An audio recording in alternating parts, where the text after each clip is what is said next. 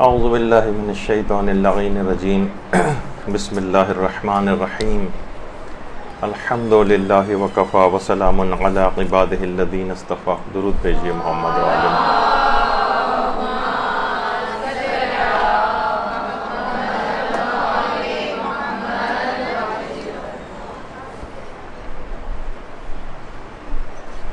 کس قدر شکر و احسان ہے پروردگار کا کہ اس نے اس رمضان میں بھی ہمیں زندہ رکھا اور پھر اس قابل کیا کہ آج کی جو آنے والی رات ہے شب قدر وہ انشاءاللہ ہم سب کو نصیب ہوگی. شب قدریں تو بہت سی گزرتی ہیں، پچھلی سابقہ زندگیوں میں گزرتی رہی ہیں، لیکن ایسی شب قدر کیسے گزاریں کہ جو ایک آئیڈیل شب قدر قرار پائے، جو ہماری زندگیوں کے جو برنامہ ہے اور پروگرام ہے اس کو بدل کے رکھ دے. دیکھیے، اب شب قدر تو اپنی تمام تر فضیلتوں کے ساتھ ہمیں حاصل رہے گی. اب اس سے کسب فیض کرنا یہ ہمارا اپنا کام ہے، اور بچہ ہو، بڑا ہو، بوڑھا ہو، جوان ہو، ہر شخص کو اپنے ہاتھوں سے اپنی تقدیر کو لکھنا ہے. اور اس پہ کتنی شکر گزاری کی بات ہے، کتنے افراد ایسے ہیں جو پچھلے سال تک شب قدر جن کو نصیب رہی اور اس کے بعد پھر وہ اس دنیا فانی سے چلے گئے. تو اس لحاظ سے جتنے بھی بوڑھے افراد ہیں، جوان ہیں، بچے ہیں، ان سب کو الگ سے ایک شکر گزاری کا سجدہ آج کی رات کو کرنا چاہیے. تقدیریں بنانے کی رات ہے. روایات میں بھی یہ بات آئی ہے کہ حضرت یوسف نے جو وہ خواب دیکھا تھا جس میں یہ تھا کہ 11 ستارے اور چاند و سورج ان کو سجدہ کر رہے ہیں،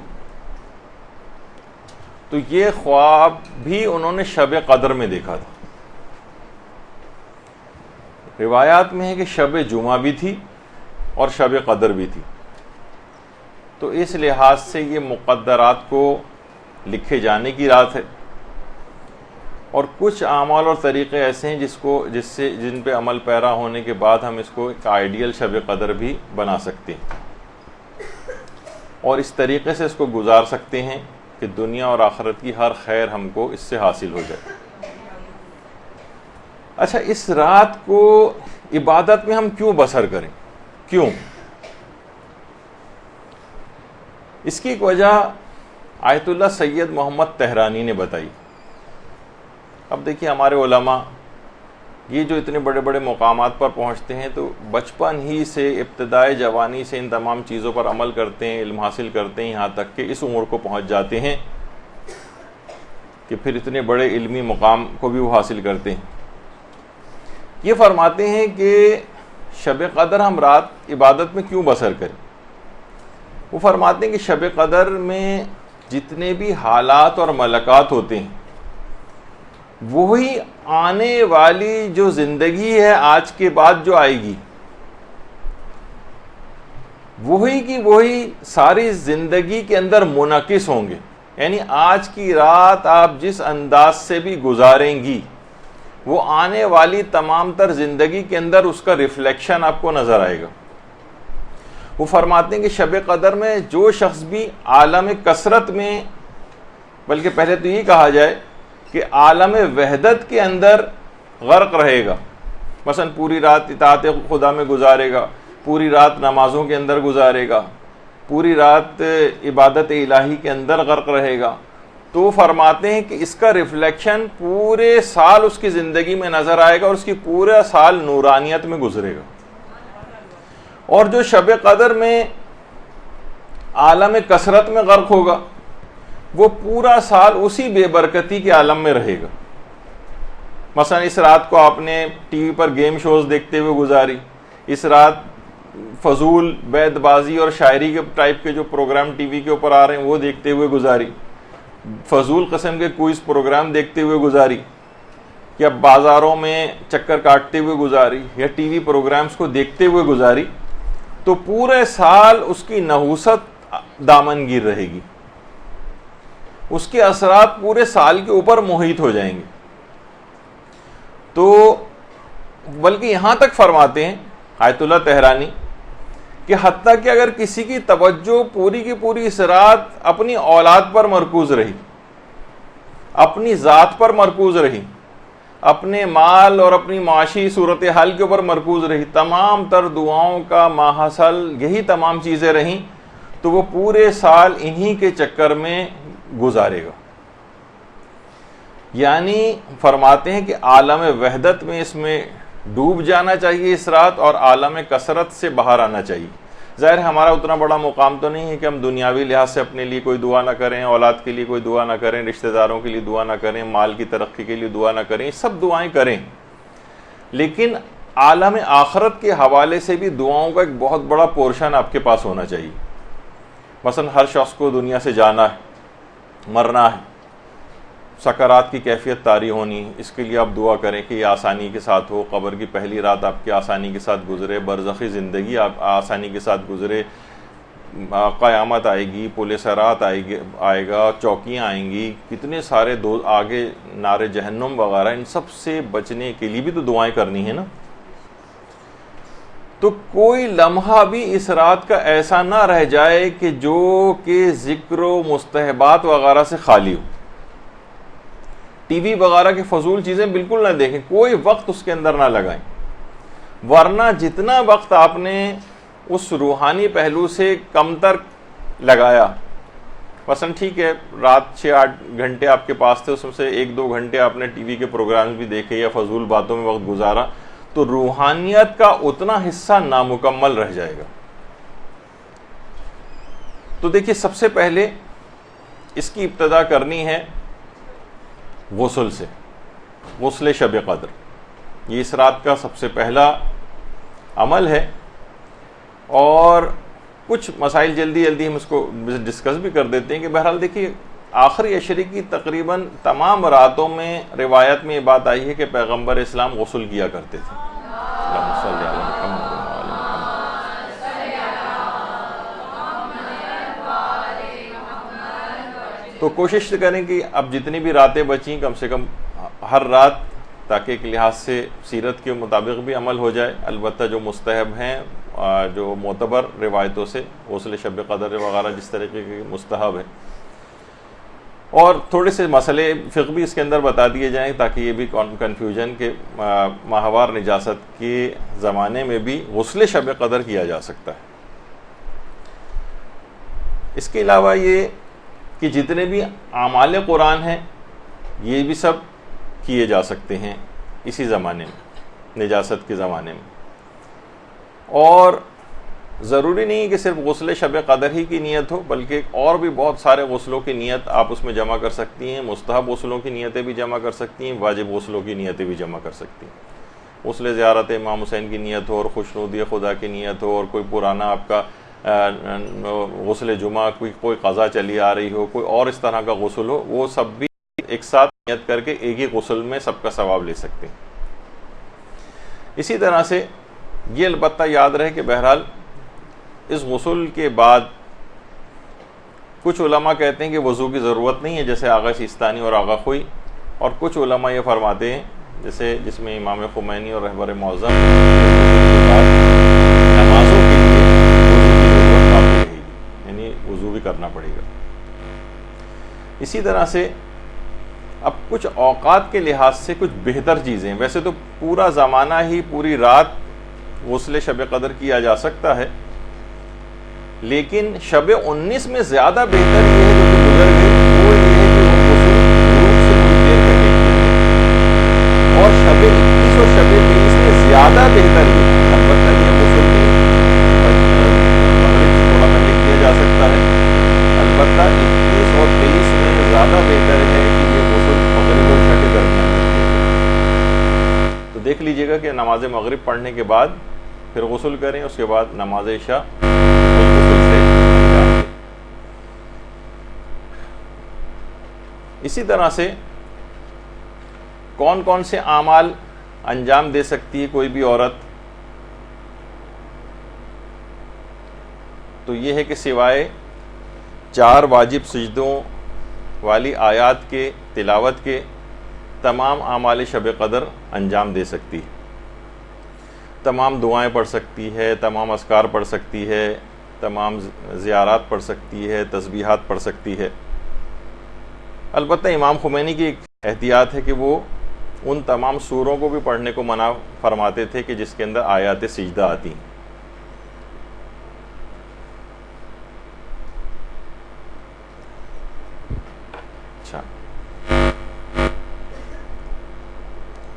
اچھا 23ویں شب قدر کا غسل کا ثواب کس وقت زیادہ ہے؟ یہ بھی ابھی آ گیا.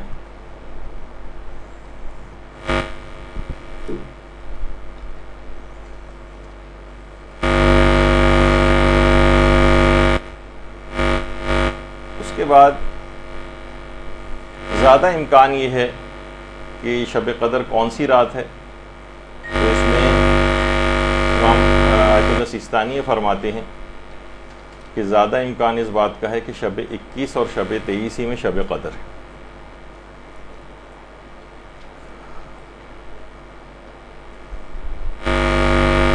اچھا اب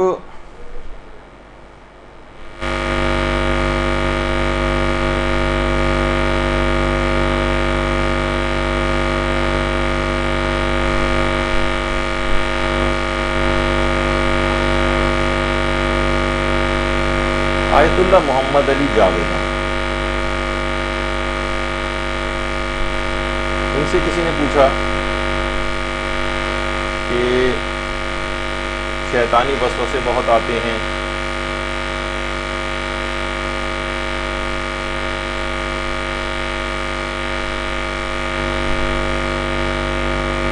تو وضو ہمارا ٹوٹ جاتا ہے، تو ہم کیا کریں؟ تو انہوں نے فرمایا کہ اس کام کے لیے بھی تم اللہ ہی سے مدد طلب کرو. یعنی وضو ٹوٹتا ہے تو اللہ ہی سے مدد طلب کرو کہ وہی تمہارے وضو کو بچائے. اس رات کا ایک خصوصی ایک عمل اور بھی ہے، اور وہ ہے کہ ارادہ توبہ آپ کا بہت ہی محکم اور مستحکم ہونا چاہیے، سرسری سا نہ ہو. کیونکہ روایات میں بھی یہ بات آئی ہے کہ الہی لا تعذبنی بعقوبتک، اے خدا مجھے اپنے عذاب کے ذریعے معذب نہ کرنا. یعنی ایسا نہ ہو کہ میں مصیبتوں میں پڑ جاؤں تب میں اللہ اللہ کروں، ورنہ توفیق توبہ ہی نصیب نہیں ہوگی. بالکل سچی توبہ کرنی ہے اور خود کو عذابوں سے اور پریشانیوں سے بچانا ہے. اور یہی وجہ ہے کہ آیت اللہ جواد عاملی یہ بات فرماتے ہیں اور ایک روایت کو پیش کرتے ہیں اپنے ایک درس کے اندر کہ الناس عبید الدنیا والدین لائق علی السنتہم. اس کا ترجمہ عام طور پر یوں کیا جاتا ہے کہ لوگوں کا دین ایک چیونگم کی طرح سے ہے، جب تک یہ منہ میں مزہ دیتی ہے تب تک تو لوگ اس کو چباتے ہیں، اور جب مزہ ختم ہو جاتا ہے تو اس کو پھینک دیا جاتا ہے. یعنی ایمان گویا ہمارے دل میں نہیں ہوتا، صرف ہمارے دہن میں ہوتا ہے، زبان پر ہوتا ہی ہمارے حلق سے نیچے نہیں اترتا. آیت اللہ بہجت نے ایک بڑا عجیب واقعہ بھی سنایا. کہہ رہے ہیں کہ صاحب علم نے اپنے خواب کے اندر یہ بات دیکھا کہ ایک مومن تھا جو کہ اہل علم میں سے تھا، اور اسے دیکھا کہ وہ بصرہ میں غیر مومنین کے قبروں، تو اس نے پوچھا کہ یہ تو نجف میں وادی السلام میں دفن تھا. اس نے خواب میں پوچھا کہ آپ یہاں پر کیسے آ گئے؟ غیر مومنین کے بصرہ کے قبرستان میں آپ کو تو دفن ہی کیا گیا تھا، نجف دار السلام میں، وادی السلام میں، تو آپ یہاں پر کیسے آئے؟ بصرے کے قبرستان کے اندر آپ آ گئے، وہ بھی غیر مومنین کے. کہا کہ ہاں، مجھے غیر شیعہ میں سے قرار دے کر یہاں منتقل کر دیا گیا. کہا کہ حیرت ہے، آپ تو شیعہ تھے، پھر آپ کو یہاں کیسے کیوں منتقل کیا گیا؟ تو اس مرحوم نے خوابی میں اپنی زبان نکالی اور کہا کہ صرف میں زبانی شیعہ تھا اور عمل سے کوسوں دور تھا، فقط میرا زبانی دعوے کو قبول نہیں کیا گیا اور غیر شیعوں کے قبرستان میں مجھے منتقل کر دیا گیا. تو دیکھیں اس لحاظ سے عمل کرنا ہے. یہی وجہ ہے کہ آیت اللہ بہجت کی بات کہتے تھے کہ فعال بنے، قوال نہ بنے، یعنی کام کرنے والے بنے، باتیں بنانے والے نہ بنے.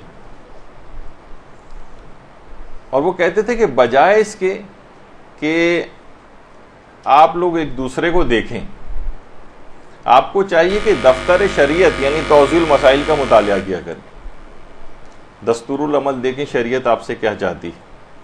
کہتے تھے جتنی بھی نصیحتیں ہیں، وعظ ہیں، خطابت ہیں، تحریر ہے، تقریر ہے، یہ تعلیم و تعلم، یہ سب عمل کے لیے، یہ بذات خود مطلوب نہیں. تو ایسا عمل ہو کہ جو دوسروں کے لیے باعث رشک ہو. امام خمینی کی رحلت کی خبر جب پہنچی تھی حضرت آیت اللہ بہجت کے پاس، تو انہوں نے ایک تاریخی جملہ کہا تھا کہ ایسا دین پر عامل تھے امام خمینی کہ ان کی رحلت کے بعد کفر بھی اسلام کی آرزو کرنے لگا تھا. اور ایک دفعہ عمل سے بات ان کی نکل رہی ہے، ایک دفعہ سفر زیارات عراق پر جانا تھا امام خمینی کو، انقلاب سے پہلے کی کافی بات ہے. تو آیت اللہ بہجت ان سے ملے کچھ عرصے بعد، کہا کہ آپ کو تو اب سفر کے اوپر چلے جانا چاہیے تھا عراق، تو ابھی تک آپ کیوں نہیں گئے؟ کہا کہ نہیں، انہوں نے اب اس دفعہ میں نے ارادہ کینسل کر دیا ہے، بعد میں کبھی حالات صحیح ہوئے تو جاؤں گا. انہوں نے کہا ہے کہ ویزے کے لیے جو تصویر میری چاہیے وہ بغیر عمامے کی چاہیے. یہ توہین ہے میرے لیے کہ میں عمامے کو اتار کر اپنی تصویر کھنچواؤں. اور یہاں آپ دیکھیں دین پر ایسا عامل کہ وہ شخص زیارات پہ نہیں گیا، اور بعد میں جب ایسے حالات ہوئے، جب اس کی ریکوائرمنٹ ختم ہو گئی تو پھر وہ زیارات کے لیے گئے. تو یہ کتنی زیادہ اس قسم کی بات ہے کہ ہم یہاں معمولی سے صرف تفریحی پروگرامز کے لیے بھی بعض اوقات ویزوں کے لیے ایسی تصاویر وغیرہ خواتین کھنچواتی ہیں جو بے حجابی والی ہوتی ہیں وغیرہ. تو امام خمینی دین پر اس قدر عامل تھے. تو بہرحال پکی سچی توبہ اس طرح سے کرنی، اور وہ یہاں بیٹھے بیٹھے بھی ممکن ہے کہ انسان بالکل پکی اور سچی توبہ کرے. آیت اللہ محمود امجد یہ فرماتے ہیں کہ اگر کسی محفل میں کوئی شخص ایک شخص بھی سچی توبہ کر لے تو اس کی برکت سے خدا تمام شرکائے محفل کی توبہ کو قبول کر لیتا ہے اور سب کو معاف کر دیتا ہے. اللہم صلی علی محمد و آل محمد.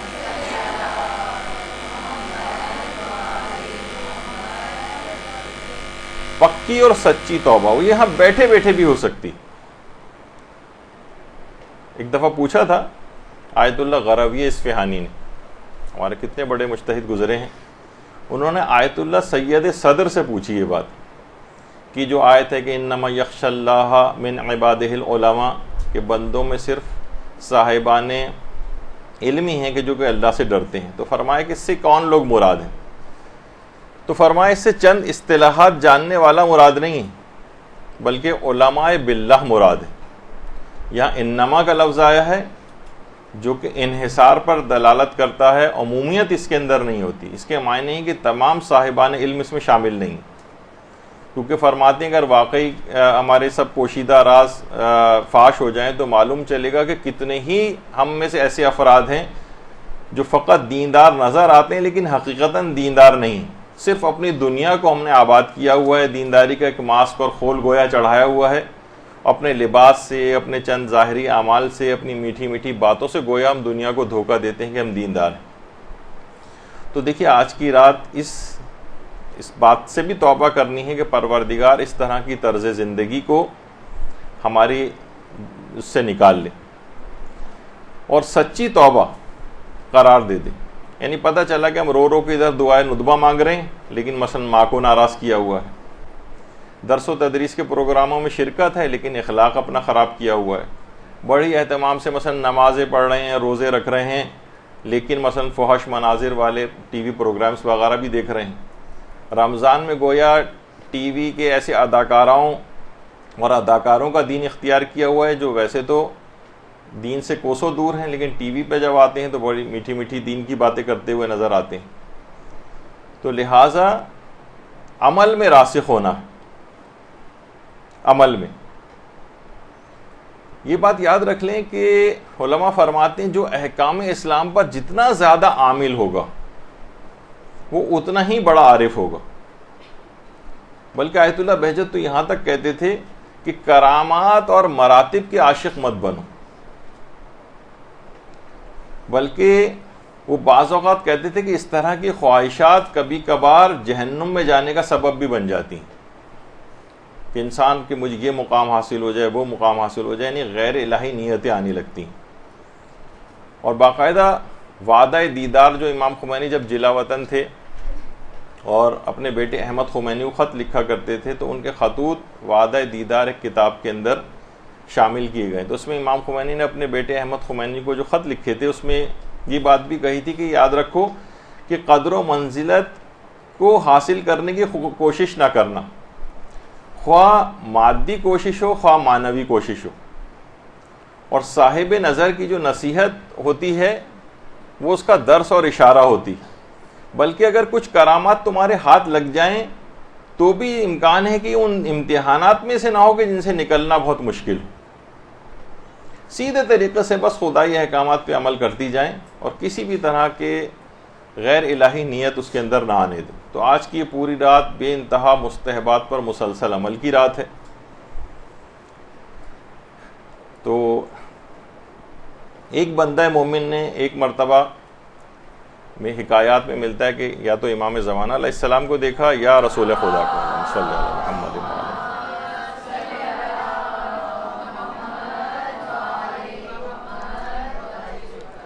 کہ ہم پہلے لوگوں کی طرح کیوں نہیں، ہماری روحانیت اور ایمانیت کا وہ معیار کیوں نہیں ہے جو کہ پہلے لوگوں کا ہوتا تھا۔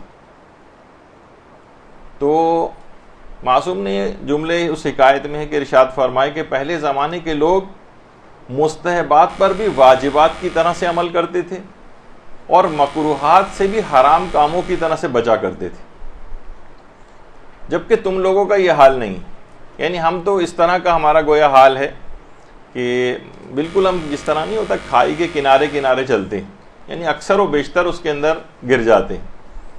دیکھیے محتسبات کی جتنی آپ پابندی کریں گی یہ آپ کے واجبات کو قضا ہونے سے بچائیں گی، مکروہات سے جتنا بچیں گی اتنا ہی آپ کو ارتکاب حرام سے محفوظ رکھے گا یہ عمل۔ تو مستحبات اور مکروہات وغیرہ ان کی پابندی بھی کرنا بہت ضروری ہے، واجبات اور حرام کے ساتھ ساتھ۔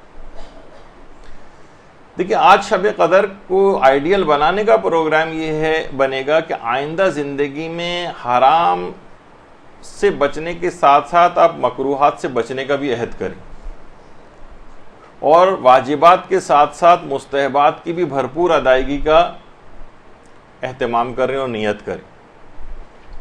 ہم لوگوں کا واقعتاً یہ حال بن گیا ہے کہ جتنی بھی ہمیں آسائشیں حاصل ہو رہی ہیں، جتنی نعمتیں حاصل ہو رہی ہیں، اتنی ہی ہم عبادات سے بے رغبت ہوتے جا رہے ہیں، اتنی ہی سستی اور کاہلی دین کے معاملات میں بڑھتی چلی جا رہی۔ شیخ ہادی قدس یہ فرماتے ہیں کہ آیت اللہ بہجت نے ایک واقعہ سنایا۔ فرماتے ہیں رشت جو ایک جگہ ہے وہاں کے ایک مالدار شخص نے ایک دفعہ اپنی ایک بیٹی کی شادی ایک غریب سید عالم دین سے کر دی۔ اچھا بہت سے لوگ ہوتے ہیں جذباتی دیندار، جذباتی فیصلے کیے، بہرحال اپنی ایک بیٹی کو اس نے ایک سید عالم دین جو بہت ہی غریب تھے ان سے شادی ہو گئی۔ بڑے گھرانے کی لڑکی تھی، کھانا پکانا وغیرہ آتا نہیں تھا، شوہر بیچارہ شرما حضوری میں کچھ نہیں کہہ پاتا تھا۔ ایک رات اس لڑکی نے حضرت فاطمہ الزہرا سلام اللہ علیہا کو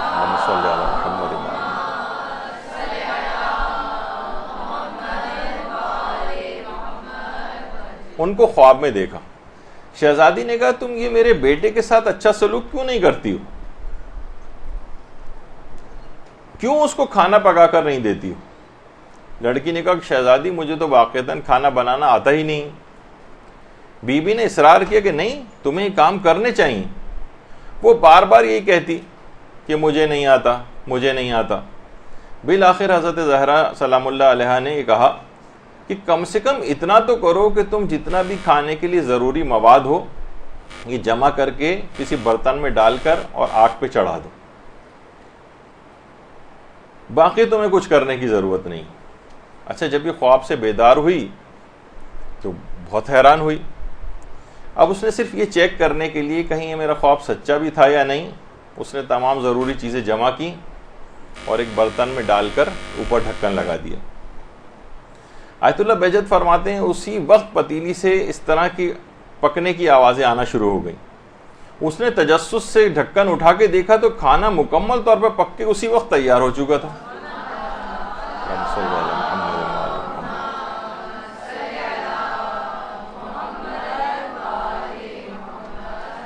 اور خوشبو سے پورا گھر مہک رہا تھا۔ اچھا، اب روزانہ ایسا ہی ہونے لگا، کھانا وہ روزانہ ایسے ہی پکانے لگی۔ مہمان آتے کھانا کھا کر جاتے، وہ کہتے ہم نے کھانا زندگی میں کبھی اس طرح کا نہیں کھایا۔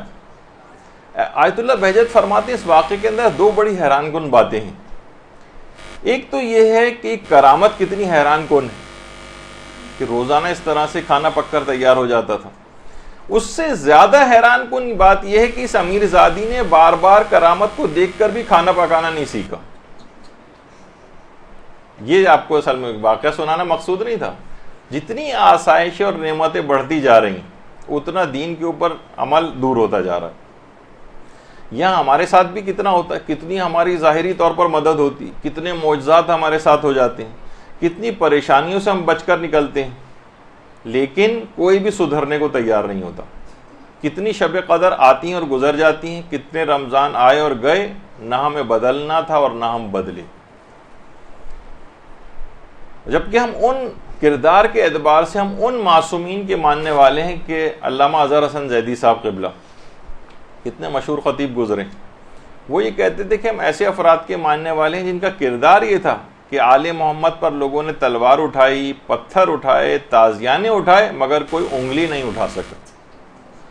ایسا کردار، وہ ہمارا کردار کچھ اس طرح کا ہے نا، وہ جو دادا اور پوتے کے اندر ایک مکالمہ ہے لطیفے کے طور پر کہ دادا آپ اس زمانے میں رہتے کس طرح تھے، نہ جہاز تھا، نہ کوئی کمپیوٹر تھا، نہ لیپ ٹاپ تھا، نہ ٹی وی تھا، نہ آئی فون تھا، نہ کوئی موبائل تھا، نہ اے سی تھا۔ تو کہا کہ بیٹا ہم اسی طریقے سے رہتے تھے جیسے تم لوگ آج رہتے ہو، نہ نماز، نہ روزہ، نہ قرآن، نہ خمس، نہ زکوٰۃ، نہ ادب، نہ اخلاق، نہ شرم، نہ حیا۔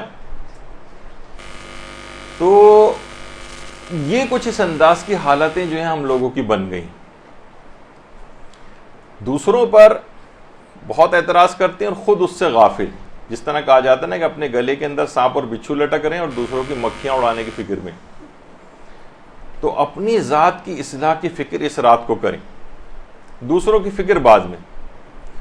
علماء نے واقعی اچھی بات بیان کرتے ہیں کہ افسوس ہے کہ ایک شخص اپنے بدن کی چربی کو گھلانے کے لیے، اپنا وزن کم کرنے کے لیے گھنٹوں جاگنگ کرتا ہے، واک کرتا ہے، پسینے بہاتا ہے، لیکن گناہوں کا وزن کم کرنے کے لیے اپنے خالق کے سامنے چند منٹ بھی کھڑا نہیں ہوا جاتا۔ ڈائٹنگ کے نام پر ہفتوں مہینوں خود کو بھوکا رکھتا ہے اور روزہ رکھنے کے اوپر اس کی جان جانے لگتی۔ یہ منافقت اور دو رنگی ہے، اس کے ساتھ شب قدر منانے کا کوئی فائدہ نہیں۔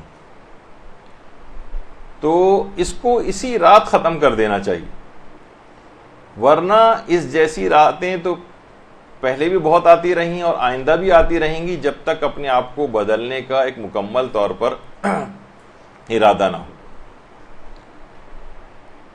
دیکھیے روایات کے اندر بھی یہ بات آئی ہے اور علماء بیان کرتے ہیں اپنی تقاریر کے اندر کہ آج یعنی دین پر آج اگر ہم عمل کریں تو غیبت امام میں دین پر عمل کرنے سے انسان کو وہ مقام ملتا ہے کہ جس میں آخرت میں جملہ علماء کا سلمان فارسی بھی رشک کریں گے۔ کون سلمان؟ وہ سلمان کہ جو کہ 10ویں درجے کے اوپر ایمان کے فائز، 10ویں درجے، یہ سلمان فارسی کی جو مدائن میں قبر مبارک جو ہے اندرونی، تو 10ویں درجے پر فائز ہیں. وہ رشک کریں گے غیبت امام کے زمانے میں جو شخص بھی دین کے اوپر عامل ہوگا. آقا دانشمند جو کہ بہت ہی ایک اچھے خطیب ایران کے ہیں، تو وہ فرماتے ہیں کہ یہ بات نہیں بھولنی چاہیے ہمیں کہ آخری زمانے میں بہت زیادہ فتنے نمودار ہو رہے ہیں. عقائد کے فتنے بھی ہیں، اخلاق کے فتنے بھی ہیں، معاشرتی فتنے بھی ہیں، کمپیوٹر اور انٹرنیٹ کے فتنے ہیں، موبائل فون اپنے فوائد کے ساتھ ایک فتنے کے طور پر ہی ہے. وہ فرماتے ہیں کہ یوسف کے سامنے ایک زلیخا تھی، آج نوجوانوں کے سامنے ہزاروں زلیخائیں ہیں. موسیٰ کے سامنے ایک فرعون تھا، آج سینکڑوں معاشرے کے اندر فرعون موجود ہے. آج سینکڑوں نمرود ہیں، آج سینکڑوں قارون ہیں، سینکڑوں گمراہ کرنے والے سامری موجود ہیں. دین پر عمل کرنا واقعتاً آج مشکل ہے. واقعتاً کوئی شخص واقعتاً دیندار بن گیا تو اس کے لیے یہ بات آئی ہے کہ قیامت میں سلمان فارسی اس کے مقام کو دیکھ کر رشک کریں گے. اور یہی وجہ ہے کہ احکامات دین پر عمل کرنا اس قدر ہے کہ ہمارے 5ویں امام محمد باقر علیہ السلام صلی اللہ علیہ وسلم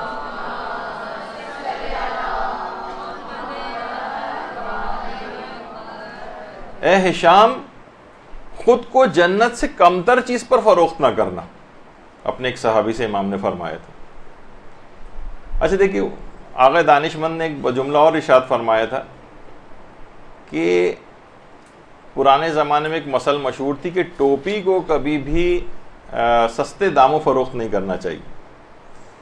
یعنی اگر آپ نے دین پر عمل کیا تو سلمان فارسی کے لیے قابل رشک بن جائیں گے اور اس دنیا ہی سے انعامات ملنے شروع ہو جائیں گے.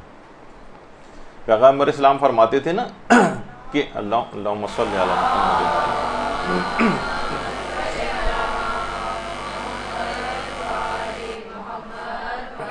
کہ اللہ نے مجھ کو وحی سے اور علی کو الہام سے نوازا. ہمارے کتنے علماء بھی ایسے ہیں، جیسے سید ابن طاؤس کے متعلق یہ بات کہی جاتی ہے کہ وہ مقام الہام کے مدعی تھے. ایک ان کے بیٹے تھے علی ابن طاؤس،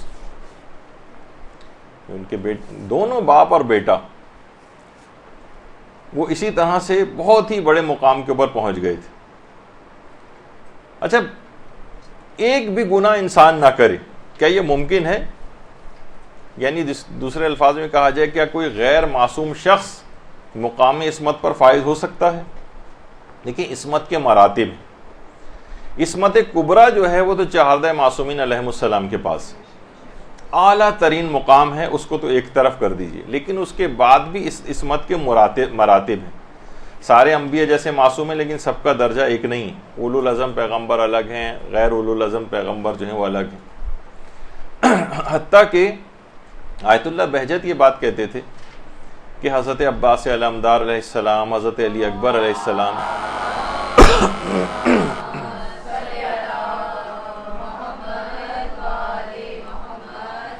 اور تمام شہدائے کربلا بھی مقام عصمت پر فائز تھے. آیت اللہ بہجت فرماتے تھے. البتہ عصمت سے مراد وہ مخصوص عصمت کبریٰ مراد نہیں، وہ تو صرف 14 معصومین کے پاس، لیکن اس سے کمتر درجے کی جو عصمت ہے اس پر یہ تمام افراد بھی فائز تھے. اور خالی صرف یہی نہیں، کیونکہ وہ تو دیکھیے 14 جو معصومین ہیں ان کی عصمت کے مراتب اور درجات جو ہیں وہ الگ ہیں، لیکن اس سے کمتر بھی کوئی بھی شخص، حتیٰ کہ وہ آقا بہجت فرماتے تھے کیا مقداد کے پاس عصمت نہیں تھی؟ کیا سلمان فارسی کے پاس عصمت نہیں تھی؟ بلکہ آیت اللہ بہجت فرماتے تھے کہ ہمارے اپنے زمانے میں کتنی افراد ایسے گزرے ہیں کہ جو جان بوجھ کر انہوں نے اپنی زندگی میں کوئی ایک گناہ بھی نہیں کیا. حتیٰ کہ آیت اللہ بہجت زید شہید کے متعلق، جو چوتھے امام کے فرزند تھے، وہ بھی کہتے تھے کہ یہ بھی معصوم از خطیہ تھے. دیکھیے، ایک ہوتا ہے کہ معصوم از خطا اور ایک ہوتا ہے معصوم از خطیہ. معصوم از خطا یعنی جو جان بوجھ کر اور انجانے میں بھی کوئی گناہ نہ کرے، نہ جان بوجھ کر گناہ کر رہا ہے نہ انجانے میں گناہ کر رہا ہے، وہ معصوم از خطا ہے۔ اور وہ کہتا ہے معصوم از خطیہ، جو کم سے کم جان بوجھ کر کوئی گناہ نہیں کرتا۔ تو یہ اس مقام عصمت کے اوپر کوئی بھی شخص، ہم میں عام اشخاص میں سے بھی کوئی بھی شخص فائز ہو سکتا ہے، جان بوجھ کر گناہ نہ کرے، وہ معصوم از خطیہ ہو جائے گا۔ ظاہر ہے اب بہت سے لوگوں کو یہ اس لحاظ سے وہ تو سوچتے ہیں کہ صرف عصمت 4 معصومین کے پاس ہے، بس ہم ان کے فضائل، وہ تو اپنی جگہ پر ہے، وہ تو ایک بہت ہی اعلیٰ ترین مرتبہ ہے، وہ کوئی شخص ریاضتوں سے بھی حاصل نہیں کر سکتا۔ لیکن اس سے کمتر درجے کہ ایک بھی گناہ نہ ہو، تمام گناہوں سے آپ کی حفاظت ہو جائے، یہ عام شخص کے لیے بھی ممکن۔ تو کیوں نہ اس شب قدر کے اندر گناہ نہ کرنے کا ایک ایسا عزم کر لیں کہ ایک آئیڈیل شب قدر آپ کے لیے بن جائے اور پچھلی تمام شب قدروں سے ممتاز ہو جائے، یہاں بیٹھے بیٹھے بھی پکا پختہ ارادہ آپ کر سکتی۔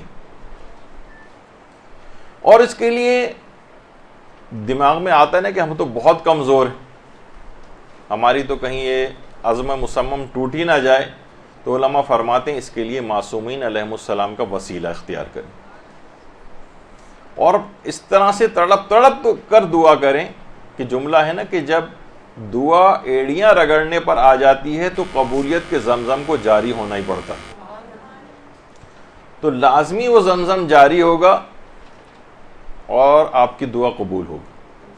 آج کی رات تمام دعاؤں کی قبولیت کے لیے حضرت زہرا سلام اللہ علیہا کو، اللہم صلی علی محمد وعلی محمد، ان کا وسیلہ اختیار کریں۔ یہی وجہ ہے کہ آیت اللہ بہاؤالدینی ہمارے کتنے بڑے عرفاء میں سے گزرے ہیں، نردبان آسمان کے نام سے ان کے حالات کے اوپر جو کتاب لکھی گئی ہے، اس میں وہ فرماتے تھے کہ میں تو صرف اتنا جانتا ہوں کہ جس دعا کی درخواست پر حضرت زہرا دستخط فرما دیں، اس درخواست پر خود بخود پیغمبر اسلام اور تمام ائمہ معصومین کے دستخط ہو جاتے ہیں۔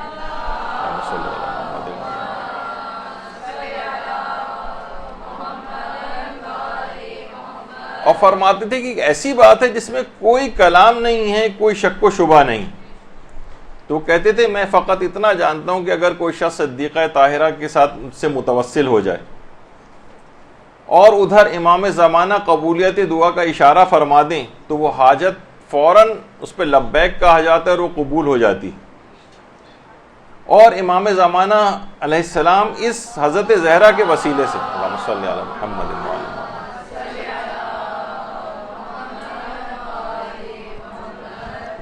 حضرت زہرا کے وسیلے سے کی جانے والی دعا کو کبھی بھی امام زمانہ رد نہیں فرماتے۔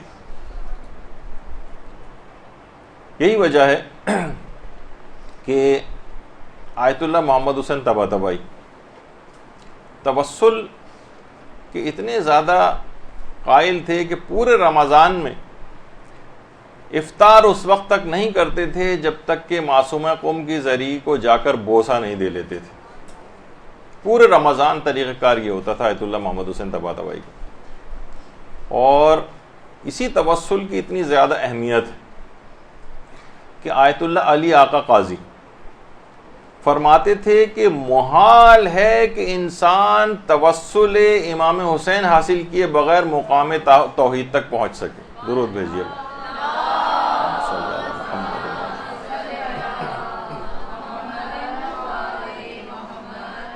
محال ہے کہ کوئی شخص مقام توحید تک پہنچ سکے جب تک کہ وہ امام حسین علیہ السلام سے توسل اختیار نہ کرے، اور ان کی راہ تک پہنچنے کے لیے، ان کے در تک پہنچنے کے لیے کل خیرات اور فیوز و برکات کے حصول کے جو پیشکار ہیں وہ حضرت قمر بنی ہاشم عباس علمدار علیہ الصلوۃ والسلام۔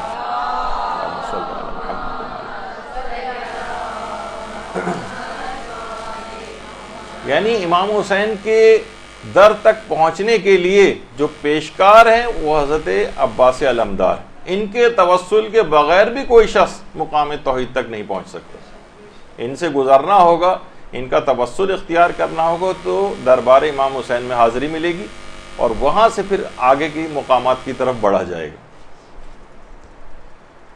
تو دیکھیے انہی کے وسیلے سے اور ہر قسم کی جتنی بھی دعائیں ہیں انہی کا ہی وسیلہ اختیار کرنا ہے. حضرت عباس علمدار کا وسیلہ آج کی رات اختیار کریں, امام حسین کا, شہزادی کونین کا وسیلہ آج کی رات اختیار کریں, کیونکہ یہ افراد ان کے ماننے والے یعنی ان کو تو یہ لازمی عطا کریں گے جب یہ اپنے مخالفین تک کو عطا کرتے ہیں. یہ بات بھی آیت اللہ بہجت نے اپنے ایک درس کے اندر بتائی. کہتے ہیں نجف میں وہ جگہ جہاں دجلہ اور فرات ملتے ہیں, وہاں ایک شیعہ مومن تھا جو ہر جمعرات کو زیارت امیر المومنین علیہ السلام کے لیے نجف جاتا تھا. صلی اللہ علیہ محمد وعلیہ.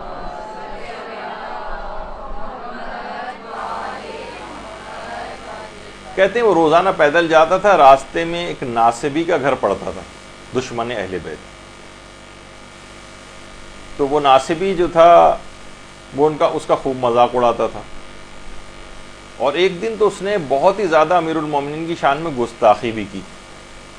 یہ مومن جو تھا بیچارہ یہ بڑا سخت ناراض ہوا, زیارت کے لیے بہرحال امیر المومنین کی قبر پہ گیا اور وہاں جا کر باقاعدہ شکایت کی کہ مولا اتنا آپ کو برا بھلا کہہ رہا ہے, آپ اس کو, یعنی وہاں جا کے باقاعدہ شکایت کی اور وہیں پر سو گیا.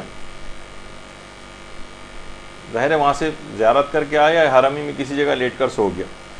خواب میں حضرت امیر المومنین علیہ السلام کی زیارت ہوئی.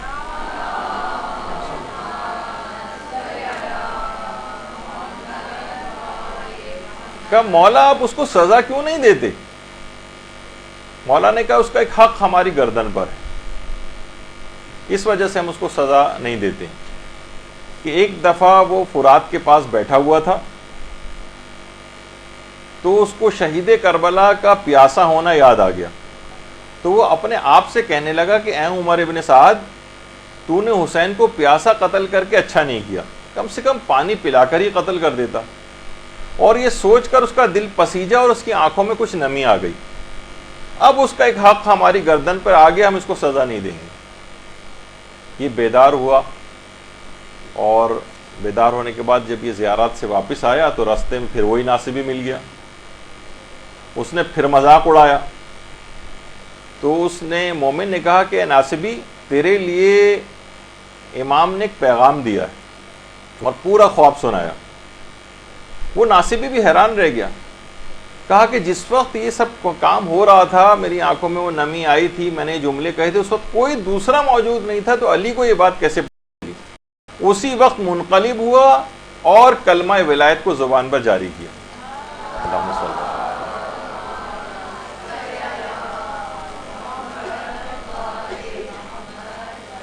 آیت اللہ بہجت نے واقعہ سنایا اور کہا کہ دیکھو یہ تو وہ افراد ہیں کہ جو اپنے دشمنوں کو اور اپنے مخالفین کو بھی عطا کرتے ہیں, تو ان کا ماننے والا اگر ان کو کوئی دل سے پکارے تو کیوں کر اس کو عطا نہ کریں.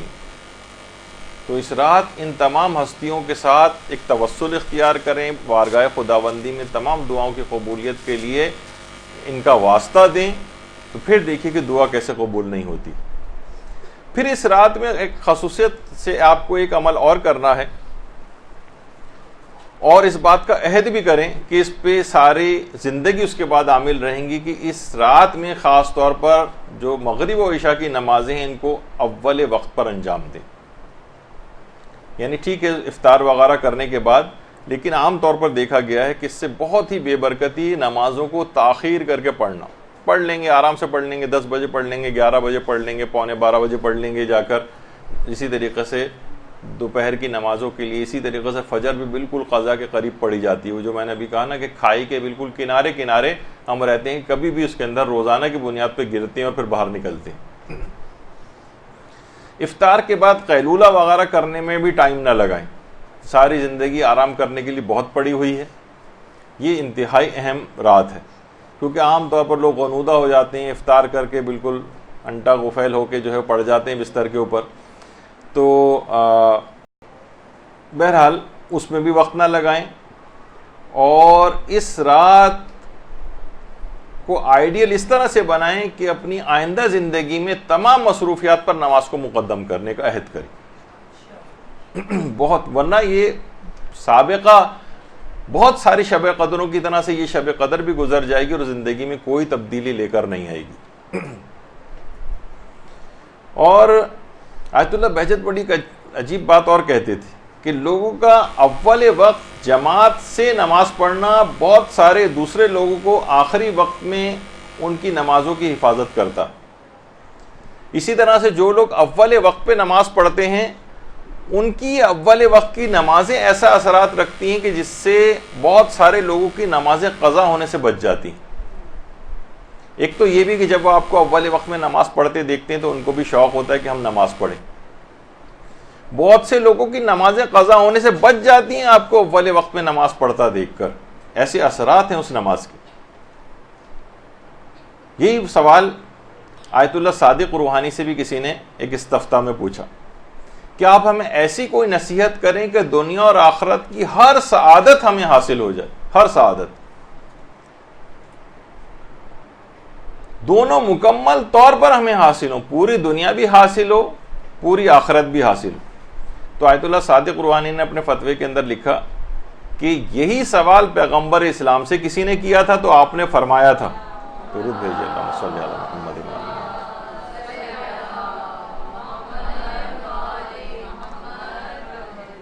تو آپ نے فرمایا تھا کہ ہر نماز کو اس کے اول وقت پر انجام دو، یعنی اس کے بعد تمہیں دنیا اور آخرت کی تمام سعادتیں حاصل ہو جائیں گی.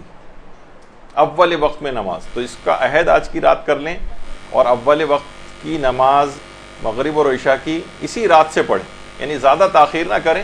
بہت اگر بھوک پیاس تنگ کر رہی ہو تو ٹھیک ہے، آپ افطار وغیرہ کر لیں، افطار کے فوراً بعد پہلے سے وضو غسل وغیرہ کر کے تیاری وغیرہ کر کے اور آپ نماز مغربین کے لیے کھڑی ہو جائیں. رات ویسے بھی چھوٹی ہے، اعمال بہت زیادہ اس کے اندر ہوں گے، وقت کو ضائع نہ کریں. آرام کرنے کے لیے زندگی پڑی. اچھا، یہی وجہ ہے کہ آیت اللہ بہجت سے ایک مرتبہ ایرانی صدر ملاقات کے لیے آئے تھے تو آیت اللہ بہجت نے ان کو توحید کے بہت سارے اسرار و رموز سمجھائے تھے. تو اور ایک چیز دعا کے حوالے سے خاص طور پر یہ بھی ان کو کہی تھی کہ کوشش یہ کرو، باقاعدہ روزنامہ کیہان وغیرہ کے اندر یہ چھپی بھی تھی بات، کہ ہمیں چاہیے کہ ہم سب لوگوں کے لیے دعا کریں، سب لوگوں کے لیے، حتیٰ کہ کافروں تک کے لیے ہدایت کی دعا کیا کریں، خواہ وہ کتنا ہی دور، خواہ بلکہ آقا بہجت نے کہا خواہ وہ چین میں ہی کیوں نہ رہتا ہو. تو آج کی رات اپنی دعا کو اتنی عمومیت دیں، اتنی عمومیت دیں، اتنا عموم کر دیں کہ کافروں کو بھی اس میں شامل کر لیں کہ جو ہدایت کے قابل ہیں کافر، پروردگار ان کو ہدایت دے. تو پوری دنیا میں جو جو کافر بھی مسلمان ہوگا اور مذہب حقہ کو قبول کرے گا اس کے ثواب میں آپ شریک ہو جائیں گے. اللہم صلی علی محمد.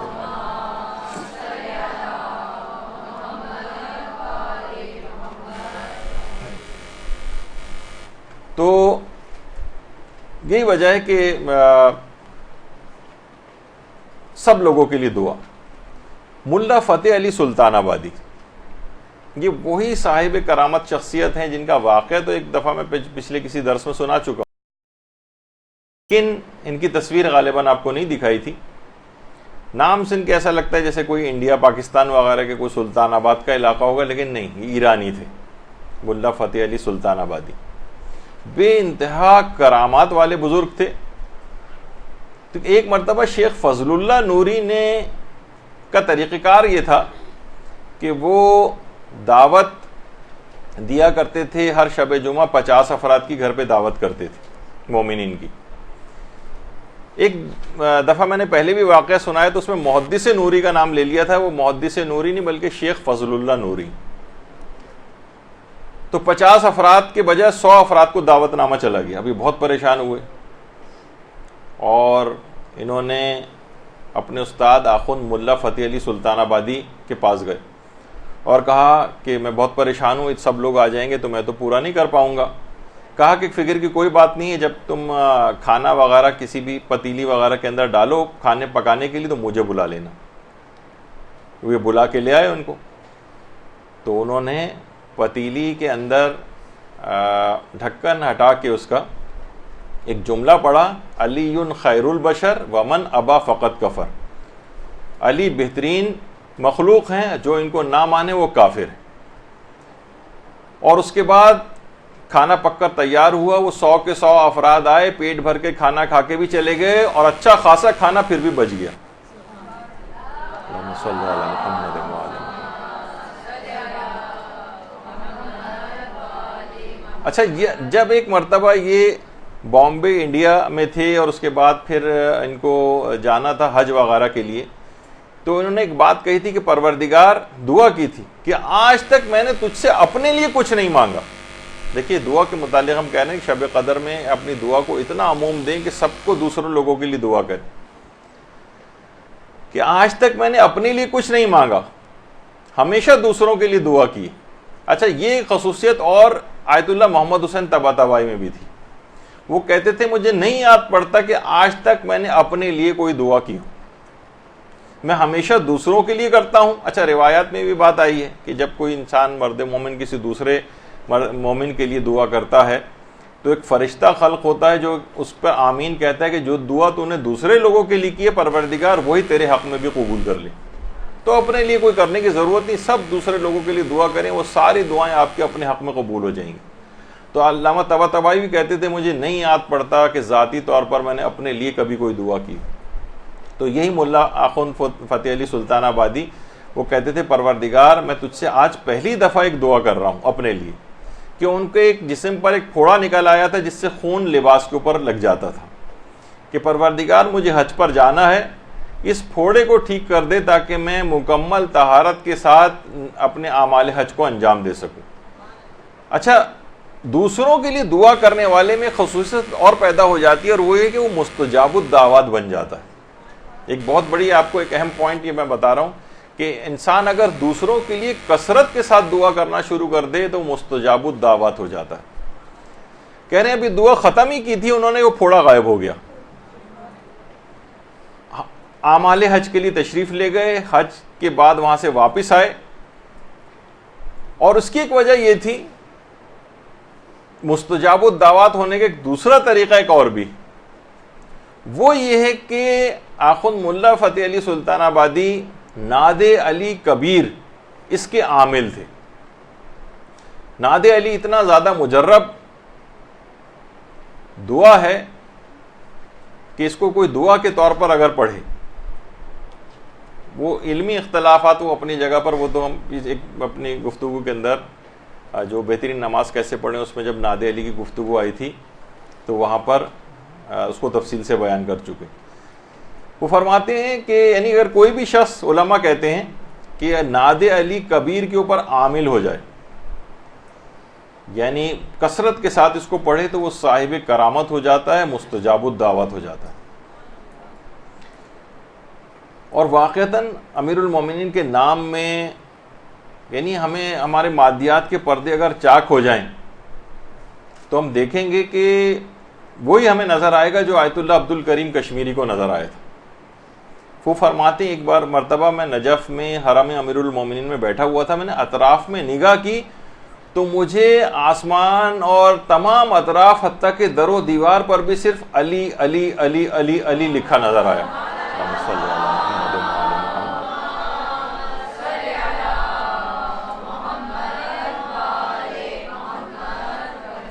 ہر جگہ پر مجھے یہ لکھا نظر آیا۔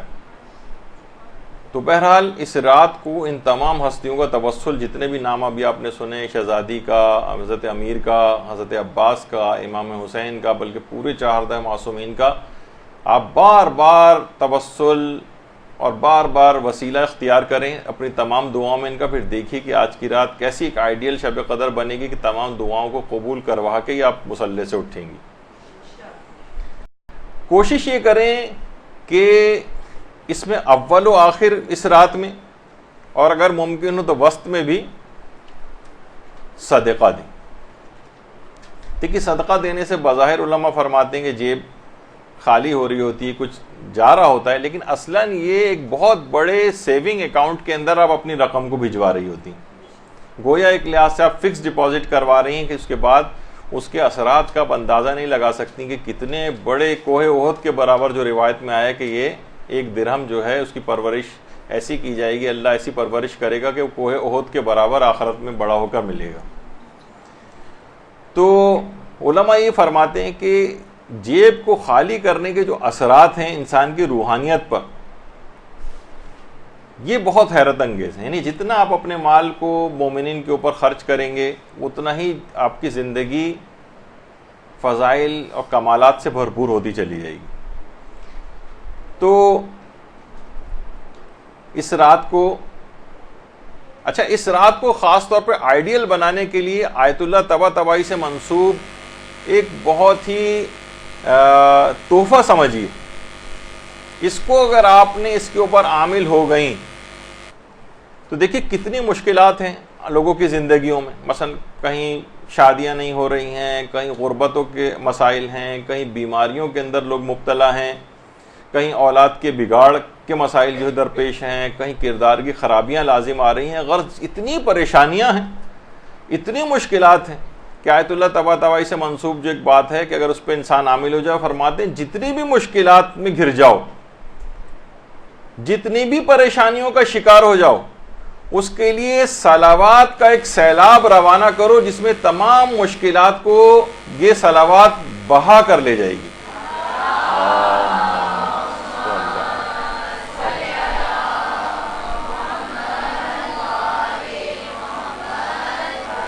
کثرت کے ساتھ صلوات پڑھنا شروع کرو۔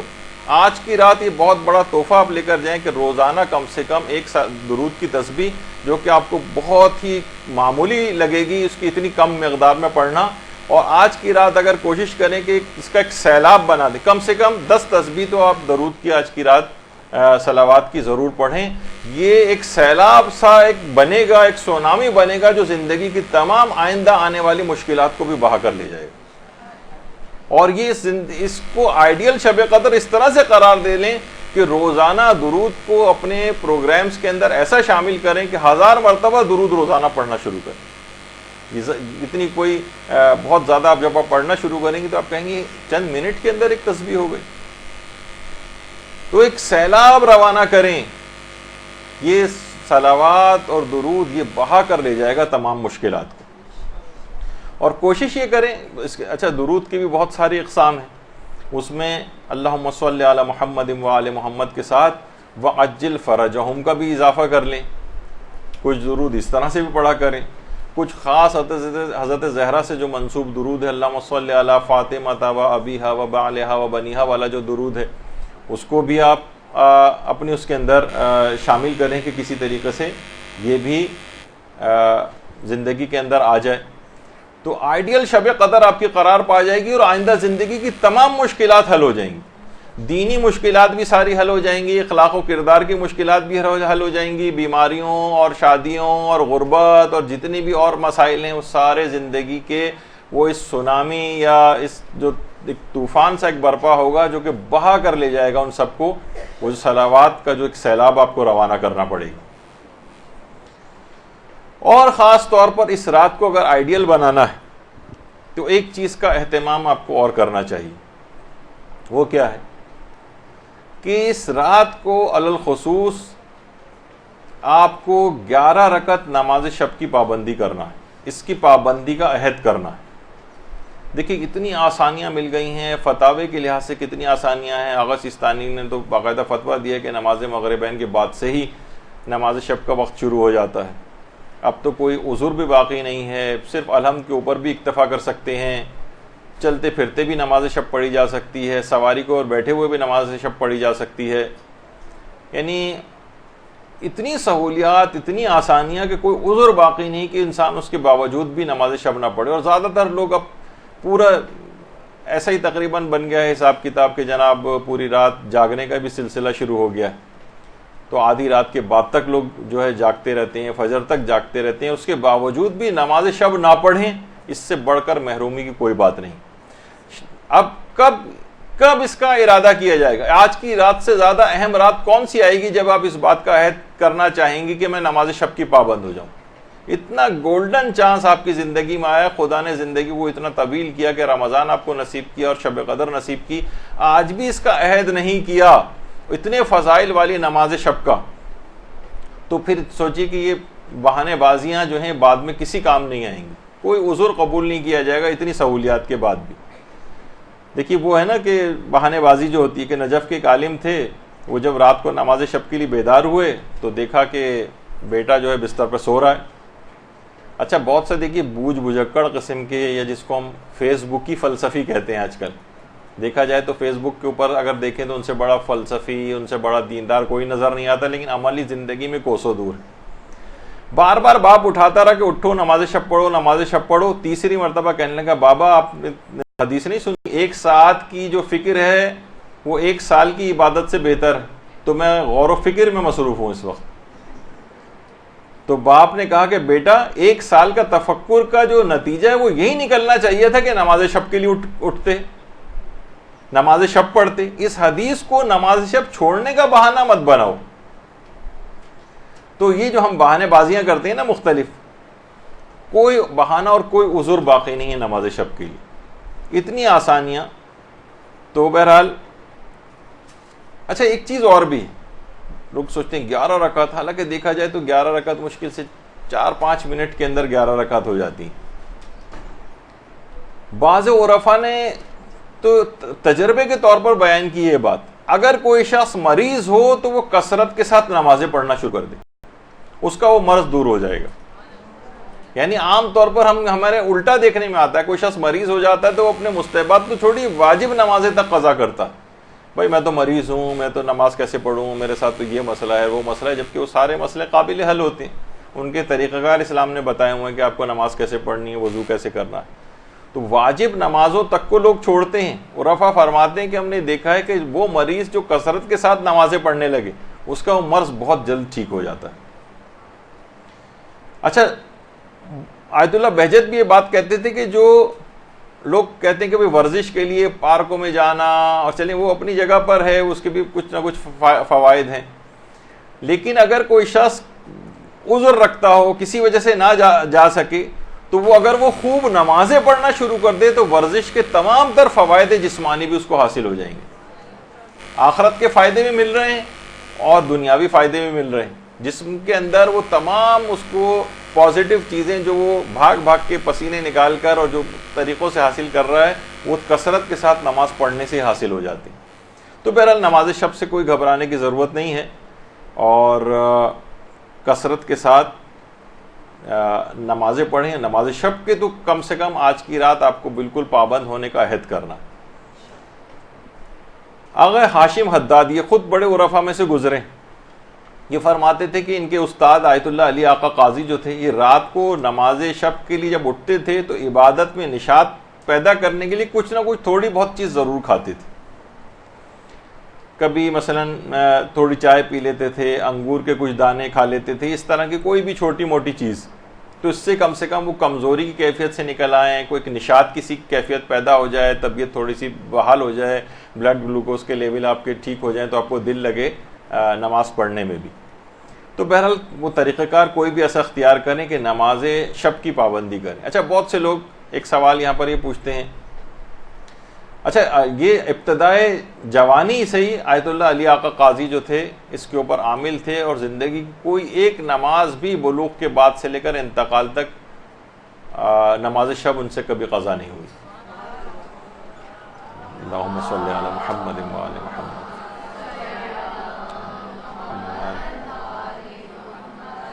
اچھا بہت سے لوگ یہ کہتے ہیں کہ ہم اپنی, کیونکہ ہمارے پر قضا نمازیں بھی بہت ہیں اور نماز شب بھی ہے, تو کیا ہم نماز شب ہی کے اندر قضا نمازوں کی نیت کر لیا کریں. تو اس سے پہلے بھی ایک دفعہ بات بتائی تھی. تو دیکھیے یہ بات یاد رکھ لیں کہ نماز قضا کے ساتھ نماز شب کو ملایا نہیں جا سکتا. ہم کہیں کہ یہ جو ہم نماز شب پڑھ رہے ہیں اس میں میں اپنی فجر کی قضا نماز پڑھ رہی ہوں, اسی میں یہ بھی اسی میں نماز شب بھی پڑھ رہی ہوں, نماز شب کی 2 رکعت بھی اسی میں ہی ملا رہی ہوں, یہ نہیں ہو سکتا. تو ہاں افسوس ایک ضرور ہے کہ آپ مجھ پہ اتنی قضا نمازیں میں نماز شب پڑھنے لگوں، اس سے بہتر نہیں کہ میں اپنی قضا اتاروں، وہ زیادہ ثواب بھی. تو بہرحال اس کے افسوس کا ایک ثواب مل جائے گا، لیکن نماز شب پڑھنے کا، ادا کرنے کا ثواب نہیں ہے وہ. تو علامہ مجلسی کے جو والد تھے تقی مجلسی، انہوں نے ایک دفعہ اپنے استاد شیخ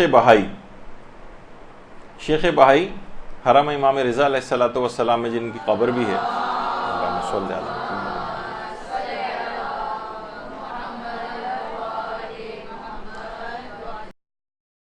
کچھ نمازی بھی قضا ہیں، تو کیا میں نماز شب پڑھوں یا نماز قضا پڑھوں؟ شیخ بہائی نے اس طرح سے ایک طریقہ کار مرتب کر کے ان کو دیا کہ قضا نمازوں کو نماز شب کے ساتھ کس طرح سے اس طرح ملا کے پڑھو کہ نماز شب بھی 11 رکعت ادا ہو جائے اور اس کے ساتھ قضا نمازیں بھی ادا ہو جائیں. کہ مثلا 4 رکعت ہیں تو اس کو اس طرح سے 2 کر کے اس طرح سے پڑھو، اور 3 رکعت والی اس طرح سے پڑھو، اور 2 رکعت والی ہے تو اس طرح سے پڑھو، اس طرح 11 رکعتیں مکمل کرو. جب یہ طریقہ کار بہرحال ان کو بتایا تو علامہ تقی مجلسی فرماتے ہیں کہ مکاشفے میں انہوں نے امام زمانہ علیہ الصلوۃ والسلام کو دیکھا.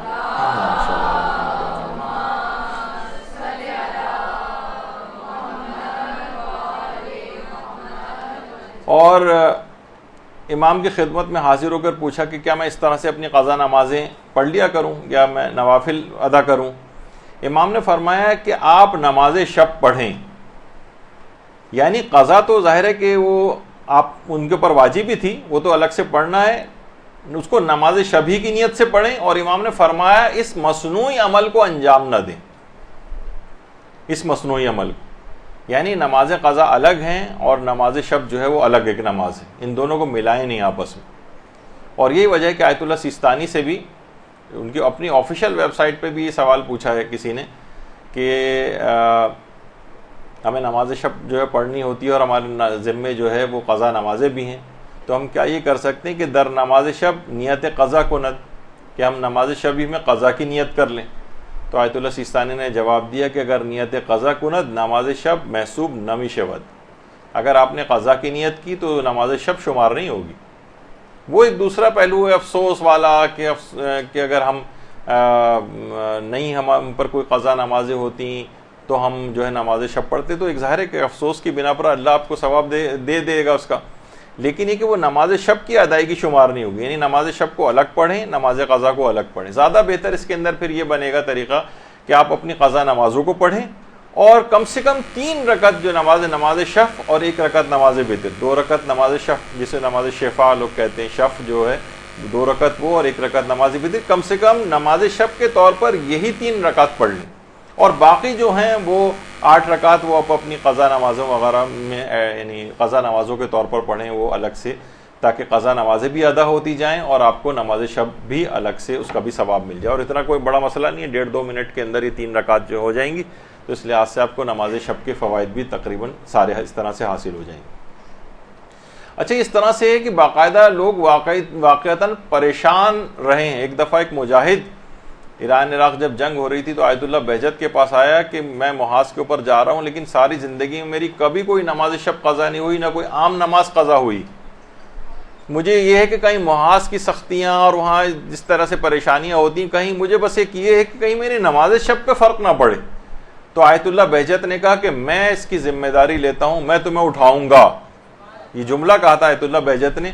اور اس کے بعد وہ مجاہد جو تھا وہ کہتا ہے کہ اس کے بعد نہ میری عام دنوں کی کوئی نماز قضا ہوئی، اور جب میں رات کے وقت تھک ہار کے سوتا بھی تھا اور 1-8 گھنٹے کے بعد ہی خود بخود مجھے ایسا لگتا تھا جیسے کسی نے آ کر اٹھایا اور میں نماز شب کے لیے بیدار ہو جاتا تھا.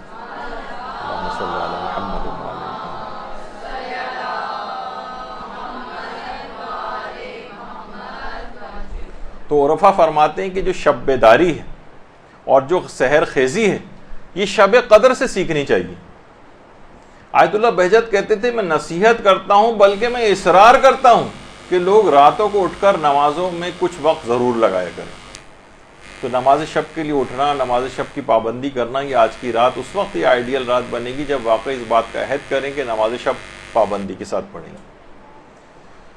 اچھا، آیت اللہ بہجت کہتے تھے بہت سی چیزیں ایسی ہیں کہ دیکھیے پیغمبر کی جو عصمت ہے، پیغمبر نے جو اتنے بڑے بڑے مقامات عالیہ کو حاصل کیا ہے، اس میں کچھ اپنی پروردگار کی عنایت، کرم، فضل وہ تو اپنی جگہ کے اوپر ہے ہی، لیکن ان کی جو ذاتی کوششیں جو ہوتی ہیں ان کرامات اور کمالات کو حاصل کرنے میں، جیسا حضرت ابراہیم کے متعلق ملتا ہے کہ انہیں یہ خلت کا جو مقام جو ہے، یہ مقام امامت کن وجوہات سے حاصل ہوا تھا نبوت حاصل ہونے کے بعد، اس کے کچھ باتیں بتائی گئی ہیں ان کی سیرت کی۔ تو آیت اللہ بہجت کہتے تھے پیغمبر نے یہ جو بلند مقامات حاصل کی ہیں وہ چند وجوہات کی بنا پر بھی حاصل کی، یعنی کچھ اضافی اس طرح کی چیزیں کہ عنایت پروردگار کے علاوہ۔ ان میں ایک چیز یہ تھی راتوں کو اٹھ کر عبادت کرنا، راتوں سے محبت کرنا، اور سحر خیزی کے ذریعے پیغمبر نے اس مقامات عالیہ کو حاصل کیا ہے۔ یعنی یہ بھی ایک بہت بڑا ایک فیکٹر ہے پیغمبر کو اتنا بڑا مقام دلوانے میں، راتوں کی محبت عبادت کے لیے، راتوں کو اٹھ کر عبادت کرنا اور سحر خیزی۔ سحر خیزی کے متعلق ایک دفعہ میں نے آپ کو بتایا تھا کہ سحر خیزی کا اصل وقت نماز فجر سے تقریباً 2 گھنٹہ پہلے شروع ہوتا ہے۔ تو بہرحال دیکھیے یہ واقعتاً یہ دیکھا جائے تو یہ تمام چیزیں ایسی ہیں کہ انسان ملتا ہے نا کہ پروردگار عالم تک رسائی ایک ایسا سفر ہے جو رات کی سواری پر سوار ہوئے بغیر طے نہیں ہو سکتا، امام حسن عسکری علیہ السلام فرماتے ہیں۔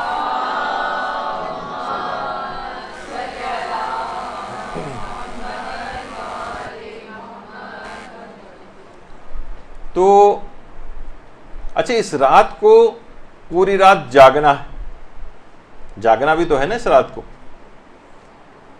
یہ کہا جاتا ہے کہ جاگنے کے معنی یہ نہیں کہ بس نہ سوئیں، اصلاً یہ ہے آج کی رات کا پیغام کہ آپ بیدار ہو جائیں، خواب غفلت سے بیداری، فقط جاگنا نہیں۔ جس طرح جاگ تو آپ ویسے بھی ساری رات ایسی جاگ لیتی ہیں، ٹی وی دیکھتے ہوئے انسان جاگ سکتا ہے، چلے نمازیں پڑھتے ہوئے بھی جاگ سکتا ہے۔ شب قدر کا پیغام یہ بنے گا کہ آپ واقعتاً بیدار ہو جائیں، غفلت کی نیند سے بیدار ہو جائیں، نہ کہ فقط یہ کہ نہ سوئیں۔ بہت اہم بات ہے یہ، یعنی کب آخر یہ دبیس پردے غفلت کے ہٹیں گے، کب اتنی بڑی ایک چینج، آج کی رات تقدیرات لکھی جانے والی ہیں، ساری زندگی کو آپ اپنی تبدیل کر سکتی ہیں اور اس کو بالکل ایک سرسری طور پر آپ گزار دیں اور کوئی ارادہ نہ کریں، کوئی عہد نہ کریں۔ آج کی رات یہ کتنی عجیب بات ہے، اس سے زیادہ گولڈن موقع، اس سے زیادہ اب یہ نیکسٹ ایئر پورا 1 سال گزرنے کے بعد یہ رات زندگی میں آئے گی۔ پتہ نہیں ہم میں سے کتنے لوگ رہیں نہ رہیں، پروردگار کا کیا ہے کام اور مصلحت ہے، تو آج کی رات کو ہی ایسا یادگار اور آئیڈیل اپنا رات کے طور پر منائیں کہ یہ ساری زندگی کی جتنی کمیاں ہیں ان کو پورا کر دے۔ اور یہی وجہ ہے کہ روایت میں بات ملتی ہے، ہمارے 8ویں امام میں جملہ ارشاد فرماتے ہیں اللہم صلی علی محمد وعلی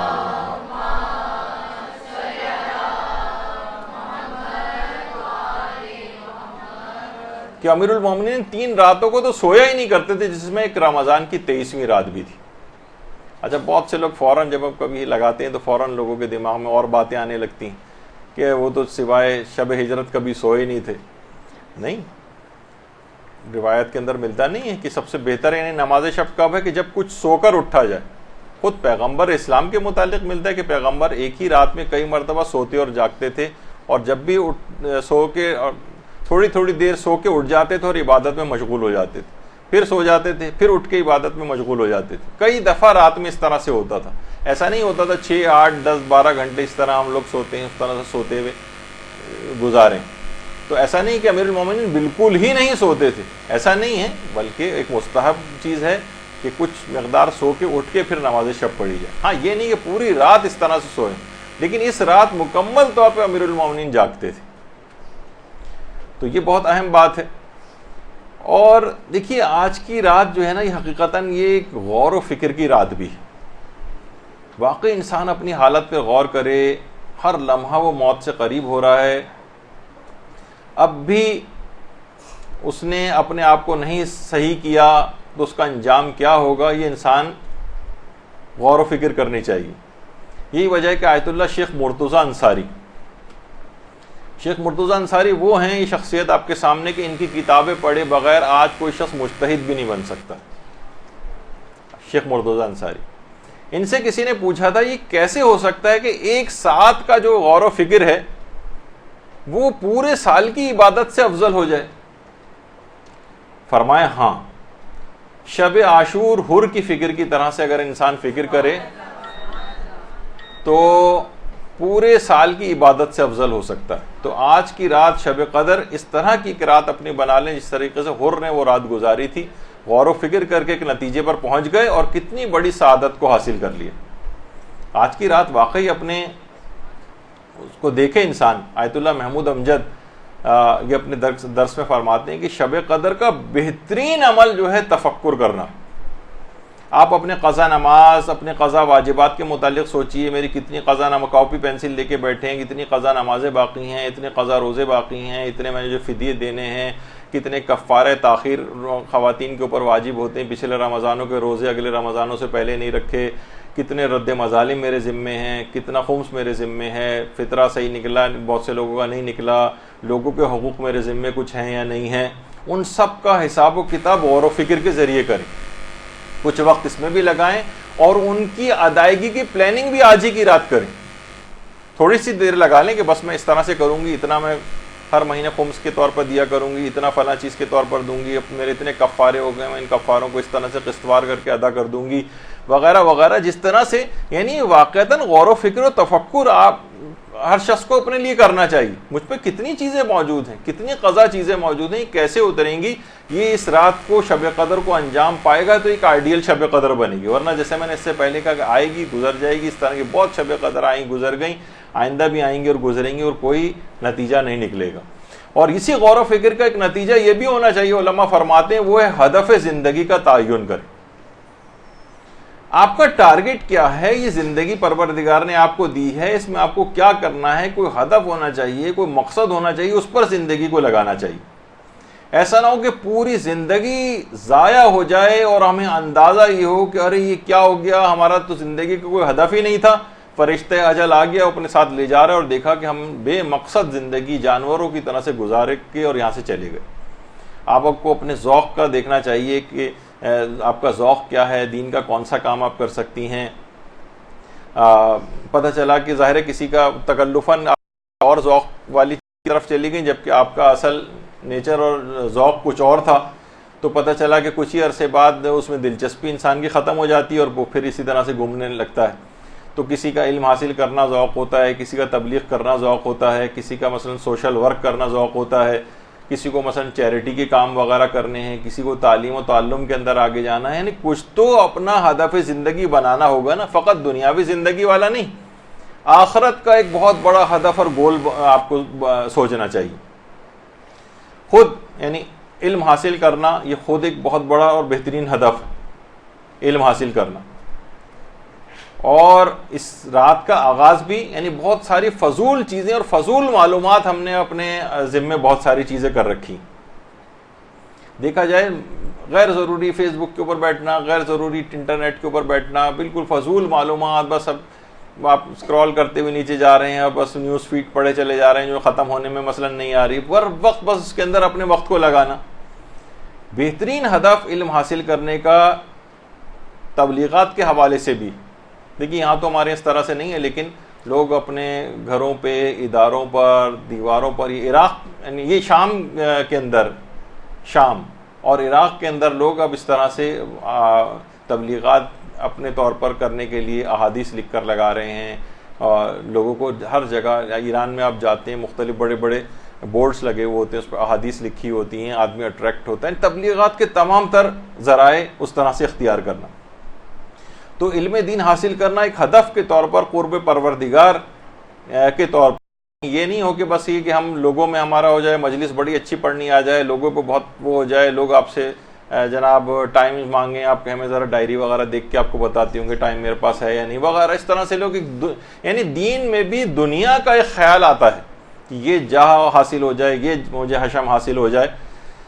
تو آیت اللہ سید رضا خسرو شاہی یہ فرماتے ہیں کہ ایک طالب علم تھا. اچھا دیکھیے، علماء کے ایک طریقہ کار ہوتا ہے کہ آیت اللہ بہجت کا بھی تھا، جب اپنے گھر سے ہی نکلتے تھے نا نماز کے لیے، نماز پڑھانے کے لیے، تو لوگ رستے میں ہی طالب علم مل جاتے تھے، وہ پیدل ساتھ ساتھ چلتے ہوئے ان کے جاتے تھے، جب وہاں سے واپس آتے تھے تو پیدل ساتھ ساتھ چلتے ہوئے واپس آ رہے ہیں۔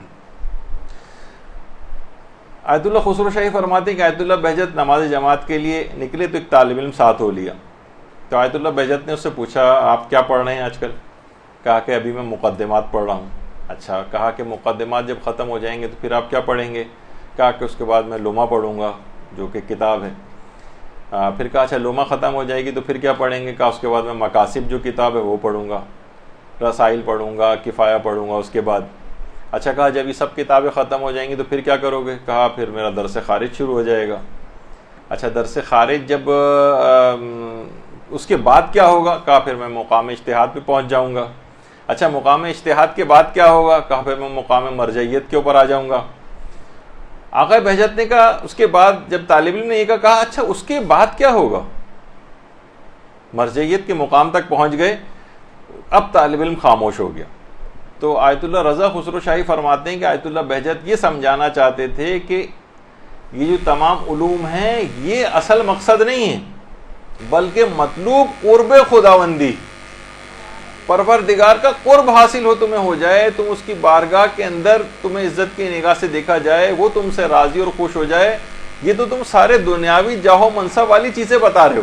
یعنی آیت اللہ بہجت اس طرف اس کو متوجہ کرنا چاہتے تھے، اگرچہ یہ تمام علوم بھی حاصل کرنا اسی کی قرب خدا کی طرف ہی لے جاتا ہے، لیکن بعض اوقات طالب علم ایک بلند مقام کو حاصل کرنے کے لیے تمام تگ و دو کر رہا ہوتا ہے، وہ جو اس سے پہلے آیا کہ یہ امتحان بن جاتی ہیں اس کے لیے، بلکہ ہو سکتا ہے جہنم میں جانے کا سبب بن جائیں۔ وہ تو پھر اللہ اس کے دماغ سے نکل رہا ہے اور وہ دنیاوی جاؤ حشم ان علوم کے ذریعے حاصل کرنا چاہتا۔ تو بہرحال یہ تمام چیزیں ایسی ہیں کہ جب یہ کہتے تھے کہ بے عمل اگر کوئی شخص ہے نا تو وہ ایسا ہی ہے کہ جیسے خود کو آگ میں جلا کر دوسروں کو روشنی دے رہا ہے۔ ظاہر ہے جب آگ میں کوئی شخص جلے گا تو روشنی سے تو نکلے گی، تو لوگوں کو تو روشنی کا فائدہ ہو رہا ہے، لیکن اس کا خود کا کتنا بڑا نقصان ہو رہا ہے اگر اس نے اپنے آپ کو ٹھیک نہیں کیا۔ تو علم کے لحاظ سے بھی اس رات یہ آئیڈیل رات ہے، اس میں باقاعدہ پلان کریں کہ میں صحیح طور پر علم دین حاصل روزانہ کم سے کم 1 گھنٹہ 2 گھنٹہ کوئی نہ کوئی ایسے ٹائمنگز اپنے میں سیٹ کروں گی کہ میں آخرت کی اپنی زندگی کو سدھاروں گی، بہتر بناؤں گی، اخلاق و کردار کو بہتر بناؤں گی۔ اس کا علم حاصل کرنے کی پلاننگ آج کی رات ہی کو آپ کو کرنی۔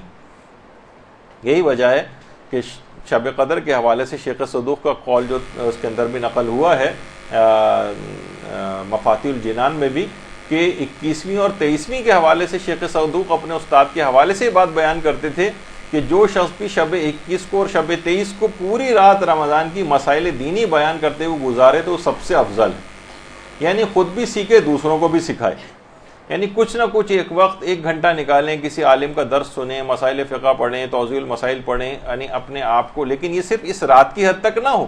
یہ ایک رات تو ایک لحاظ سے ایک سمبولک ہے، یہ آپ کو ایک زندگی کا ڈھنگ سکھانے والی ہے، یہ پلاننگ کرنے والی رات ہے آئندہ زندگی کی، صرف گزارنے کے لحاظ سے نہیں کہ چند مخصوص پرسکرائبڈ دعائیں پڑھ لیں، زیارات پڑھ لیں، کچھ سورہ پڑھ لیے اور اس کے بعد کچھ نمازیں پڑھ لیں اور اس کے بعد یہ رات ختم۔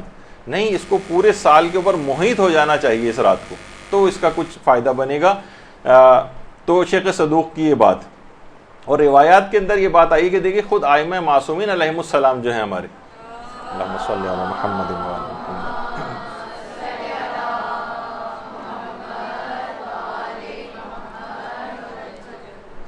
کہ روایتوں کے اندر یہ بات آئی ہے کہ شب جمعہ ائمہ کے علوم میں بھی اضافہ ہوتا ہے، اور کچھ علماء نے تو یہاں تک لکھا ہے کہ اس میں شب قدر کو بھی شامل کیا ہے کچھ علماء نے، کہ شب جمعہ میں اور شب قدر میں یعنی ائمہ کا علم کو ایک ساکت اور جامد چیز نہیں کہ بس جتنا ان کو دے دیا تھا وہ سب ختم ہو گیا، یعنی بس وہ رک گیا ایک جگہ، نہیں، ان کے علم میں اب بھی اضافہ ہو رہا ہے، ہر شب جمعہ بھی علم میں اضافہ ہوتا ہے، اور کچھ علماء فرماتے ہیں شب قدر کے اندر بھی اضافہ ہوتا ہے۔ تو شب قدر میں ہمارے ائمہ معصومین کے تو علم میں اضافہ ہو رہا، اور ان کے ماننے والے اس رات کو کوئی بھی علم حاصل نہ کریں، نہ ان کے دل میں علم حاصل کرنے کی کوئی تڑپ پائی جاتی ہو، یعنی یہ کیسے ممکن ہے؟ تو اس رات کو ایسی آئیڈیل رات بنا لیں کہ آج سے ارادہ کر لیجئے گا اسی رات سے کہ مجھے آئندہ زندگی میں کتنا ٹائم دینا ہے علم دین کو، ورنہ تو دیکھیے وقت آئے گا گزرے گا، قیامت تک لوگ اسی طرح آئیں گے جائیں گے، اور حضرت آدم سے لے کر اب تک لوگ کتنے آئے اور گئے، تو بہرحال جو صاحبان علم ہیں، جو علم رکھنے والے ہیں، وہی زندہ رہتے ہیں، اور بعد تک ان کا آپ دیکھیں کتنے علماء کا تذکرہ جو قبروں کے اندر پہنچ گئے ہیں، لیکن بار بار ہم ان کا تذکرہ لے کر آ رہے ہیں۔ تو یہی وجہ ہے کہ آج کی رات خاص طور پر اس کا عہد کیجئے گا کہ مجھے کتنا علم حاصل کرنا ہے، اور علم دین حاصل کرنے میں مجھے کتنے اپنے وقت کو لگانا ہے۔ اور اسی رات کے حوالے سے کتنے علماء ایسے ہیں جو اس رات کو ایک درس اپنے گھر کے اوپر رکھتا ہے۔ آیت اللہ شبیری زنجانی، یعنی کچھ وقت اس کے اوپر ضرور لگائیں آپ، کوئی درس، کوئی کیسیٹ، کوئی انٹرنیٹ کے اوپر جا کر کوئی بھی کسی عالم کا مسائل فقہ کا، اپنے اخلاق و کردار کو درست کرنے کا، عقائد کے لحاظ سے درست کرنے کا کوئی بھی درس ضرور سنیں، اور اس کو آئندہ زندگی میں بھی جاری رکھیں۔ اچھا، یہاں پر ہوتا یہ ہے کہ لوگ عام طور پر علماء کے پاس، دیکھیے علماء کے پاس جانا ایک ایسی چیز ہے کہ لوگ عام طور پر جاتے بھی ہیں نا، تو فضول بحثوں کے اندر علماء کو لگا دیتے ہیں، یا ان سے دوسرے عالموں کی غیبتیں شروع کر دیتے ہیں، یا مثلا سیاسی باتیں شروع کر دیتے ہیں، تو ان سے کوئی استفادہ، علم کے لحاظ سے استفادہ جو ہونا چاہیے وہ لوگ کم کرتے ہیں۔ ابھی جن کا ذکر ہو رہا تھا آیت اللہ رضا خسرو شاہی کا، وہ فرماتے ہیں کہ میں ایک دفعہ گزر رہا تھا تو دیکھا کہ علامہ تقی جعفری وہ آیت اللہ بہجت سے ملاقات کر کے واپس آ رہے ہیں۔ میں جب ان سے ملا تو وہ کہنے لگے میں آیت اللہ بہجت سے ملاقات کی ہے، اور وہیں کھڑے کھڑے کہنے لگے کہ روایت میں ہے کہ جو 40 دن تک کسی بھی عالم سے ملاقات نہ کرے، ماتا قلبہ، اس کا دل مردہ ہو جاتا ہے۔ اچھا، روایت میں بھی یہ بات آئی ہے، بہار الانوار کی جو پہلی جلد ہے، کہ زیارت العلماء احب الی اللہ من 70 طوافا حول البیت، یعنی علماء کی زیارت یا ان سے ملاقات اللہ کو خانہ کعبہ کے گرد 70 طواف سے زیادہ محبوب ہے۔ اچھا، اب علماء سے ملاقات آپ خود سوچیں گے، آپ کے یعنی خواتین ہیں وہ علماء سے ملاقات کیسے کریں؟ بھائی یہی ان سے ملاقات کے معنی کسب فیض کرنا، یعنی آپ ان کے درس آپ سن سکتی ہیں، آپ عالموں کی لکھی ہوئی کتابیں پڑھ سکتی ہیں، یہ ایسا ہی ہے جیسے آپ نے ان سے ملاقات کر لی، یعنی ان سے فیض کو آپ نے حاصل کر لیا۔ تو وہ کہتے تھے کہ یعنی اتنی زیادہ اس بات کی ضرورت ہے تو انسان علم اپنا حاصل کرے، آج کی رات کو ہدف بنائے تاکہ میں بھی کسی علم کے لحاظ سے پروردگار کے نزدیک کوئی مقام حاصل کر سکوں۔ اچھا، یہ سارے اعمال کیے جا رہے ہوں اور اپنے زمانے کے امام کو یاد نہ کیا جائے۔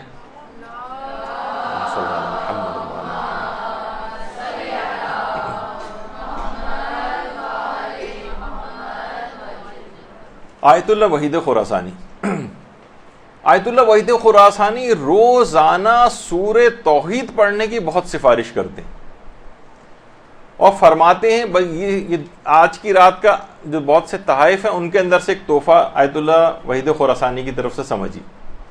فرماتے ہیں اگر کوئی شخص روزانہ صبح کو 11 مرتبہ اور سونے سے پہلے 11 مرتبہ اگر سورہ توحید پڑھے تو یہ اس کی روح کے لیے اکسیر احمر بن جائے گی، یعنی اس کی زندگی کی ہر خرابی، ہر برائی کو یہ 11 مرتبہ سورہ توحید اکھاڑ کر پھینک دے گی۔ اور فرماتے ہیں کہ اگر کسی نے 11 مرتبہ صبح اور رات کو سونے سے پہلے اس کا عادی بن گئے تو کچھ ہی عرصے بعد آپ یہ دیکھیں گے اسے آپ روزانہ 100 دفعہ پڑھنے لگیں گے، 100 مرتبہ سورہ توحید کو۔ اور فرماتے ہیں کہ اس کو پڑھنے کے بعد آپ اس سورہ کو امام زمانہ علیہ السلام کو ہدیہ کر دیں۔ اللہم صلی علی محمد۔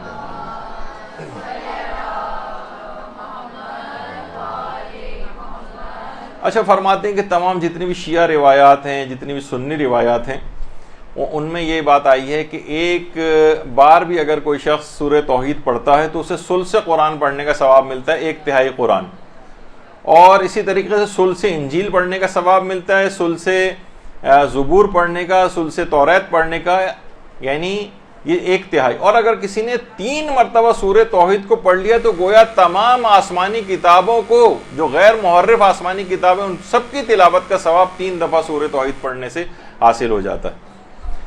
تو آج کی رات کو اس طرح سے اس کو آئیڈیل اور بابرکت بنا لیں کہ عہد کریں کہ روزانہ 11 مرتبہ صبح اور 11 مرتبہ شام کو پڑھنے کے بعد اس کو میں ہدیہ کروں گی امام زمانہ علیہ السلام کو. وہ کیا فرماتے ہیں, آپ کی روح کے لیے اکسیر احمر بن جائے گی, زندگی کی ہر خرابی, برائی اور کمی وہ اکھاڑ کر آپ کی زندگی سے نکال کر پھینک دے گی. یہ سورہ توحید. ایک تو یہ ہے.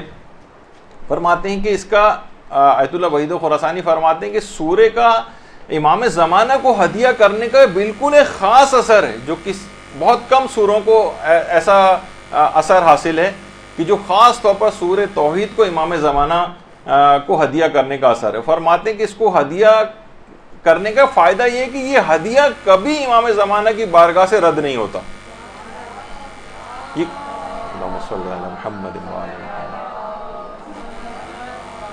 تو سورہ توحید کو امام زمانہ علیہ السلام کو 11 مرتبہ پڑھ کے ہدیہ کریں اور روزانہ کی پروگرام میں شامل کر لیں کہ مجھے یہ کرنا ہے, کیلنڈر پہ مارک کر لیں کہ میں روزانہ اس طرح سے کروں گی.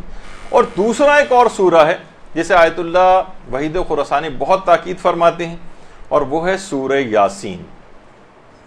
فرماتے ہیں کہ اسے بھی امام زمانہ کو ہدیہ کرنے کا اتنا ثواب ہے کہ دنیا اور آخرت کی تمام سعادتیں آپ کو حاصل ہو جائیں گی اگر آپ نے اس کو پڑھ کر امام زمانہ کو ہدیہ کیا. تو اس رات کو ہرگز اسے فراموش نہ کریں, ان سوروں کو بھی. امام زمانہ علیہ السلام کی بہت خاص عنایت اور نظر کرم آپ پر ہو جائے گی. امام زمانہ ان دونوں سوروں کو جب ان کی خدمت میں ہدیہ ہو کر پہنچتے ہیں تو ایک خاص عنایت اور خاص نظر کرم سے وہ اپنے اس ماننے والے کو دیکھتے ہیں. اور آپ کو پتہ ہے کہ ایک مرتبہ بھی ان کی نظر کرم ہو جائے تو سارا بیڑا پار ہو جائے گا اور تمام ہر طرح کی سعادتیں آپ کو حاصل ہو جائیں گی.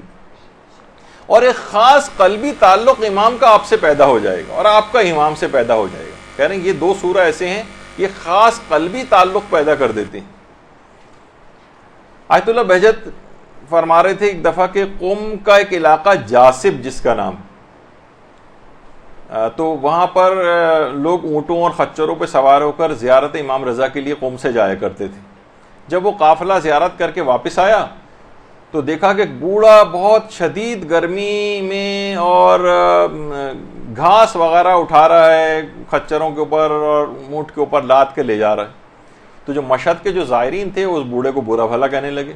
کہا کہ اتنے بڑھاپے میں بھی تم اس دنیاوی چکروں کے اندر پڑے ہوئے ہو, اس عمر میں تمہیں چاہیے کہ جاتے اور مشہد جا کے زیارت وغیرہ کرتے. جس طرح ایک متکبرانہ کا انداز ہو جاتا ہے نا زائرین کا, بہت کچھ زائرین کا. تو اس بوڑھے نے کہا کہ اچھا تم جب زیارت امام رضا کے لیے گئے تو تم نے جب سلام کیا تھا امام کو تو کیا امام نے جواب سلام دیا تھا؟ کہا کہ نہیں, ہمیں تو کوئی جواب سلام تو نہیں آیا. اس بوڑھے نے کھڑے کھڑے وہیں مشہد کی طرف رخ کیا اور آٹھویں امام کو سلام کیا.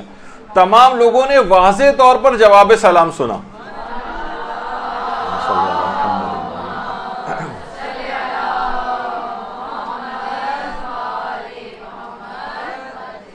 واضح طور پر. تو دیکھیے اگر قلبی تعلق پیدا ہو جائے تو آپ امام زمانوں کو سلام کریں گی, وہاں سے جواب بھی سن سکتی ہیں. اگر مادیات کے اور گناہوں کے دبیس پردوں کو اور ہٹا دیں تو بہت سے ایسے افراد کے جس کو بظاہر لوگ اس کی مذمت کر رہے تھے لیکن قلبی تعلق امام سے اس کا پیدا ہوا تھا. تو یہ چیزیں ایسی ہیں کہ یہ دو سورہ خاص طور پر امام زمانہ کو ہدیہ کرنے سے خاص تعلق ان کا آپ سے اور آپ کا امام سے پیدا ہو جائے گا.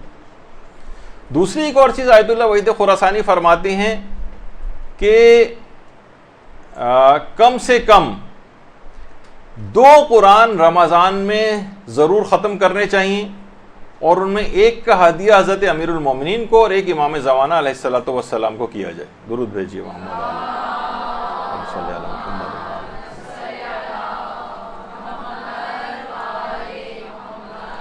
تلاوت قرآن.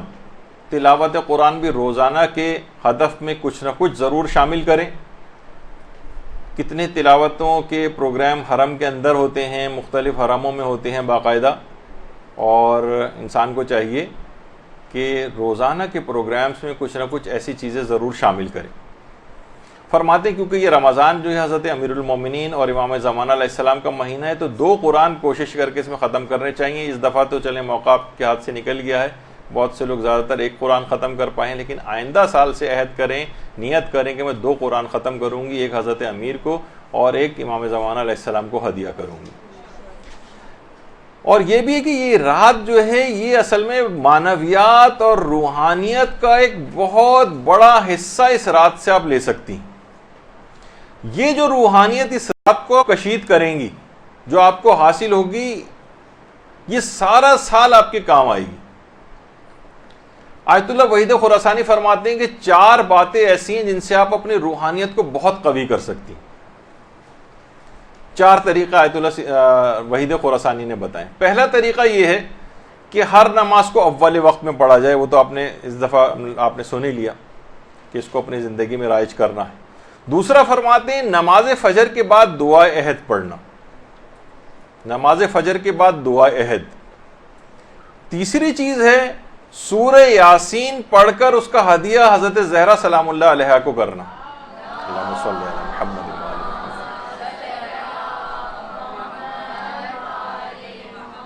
اور چوتھی چیز یہ ہے کہ قرآن کچھ مقدار کو پڑھ کر خواہ وہ 5 آیات ہی کیوں نہ ہوں، امام زمانہ علیہ السلام کو ہدیہ کرنا۔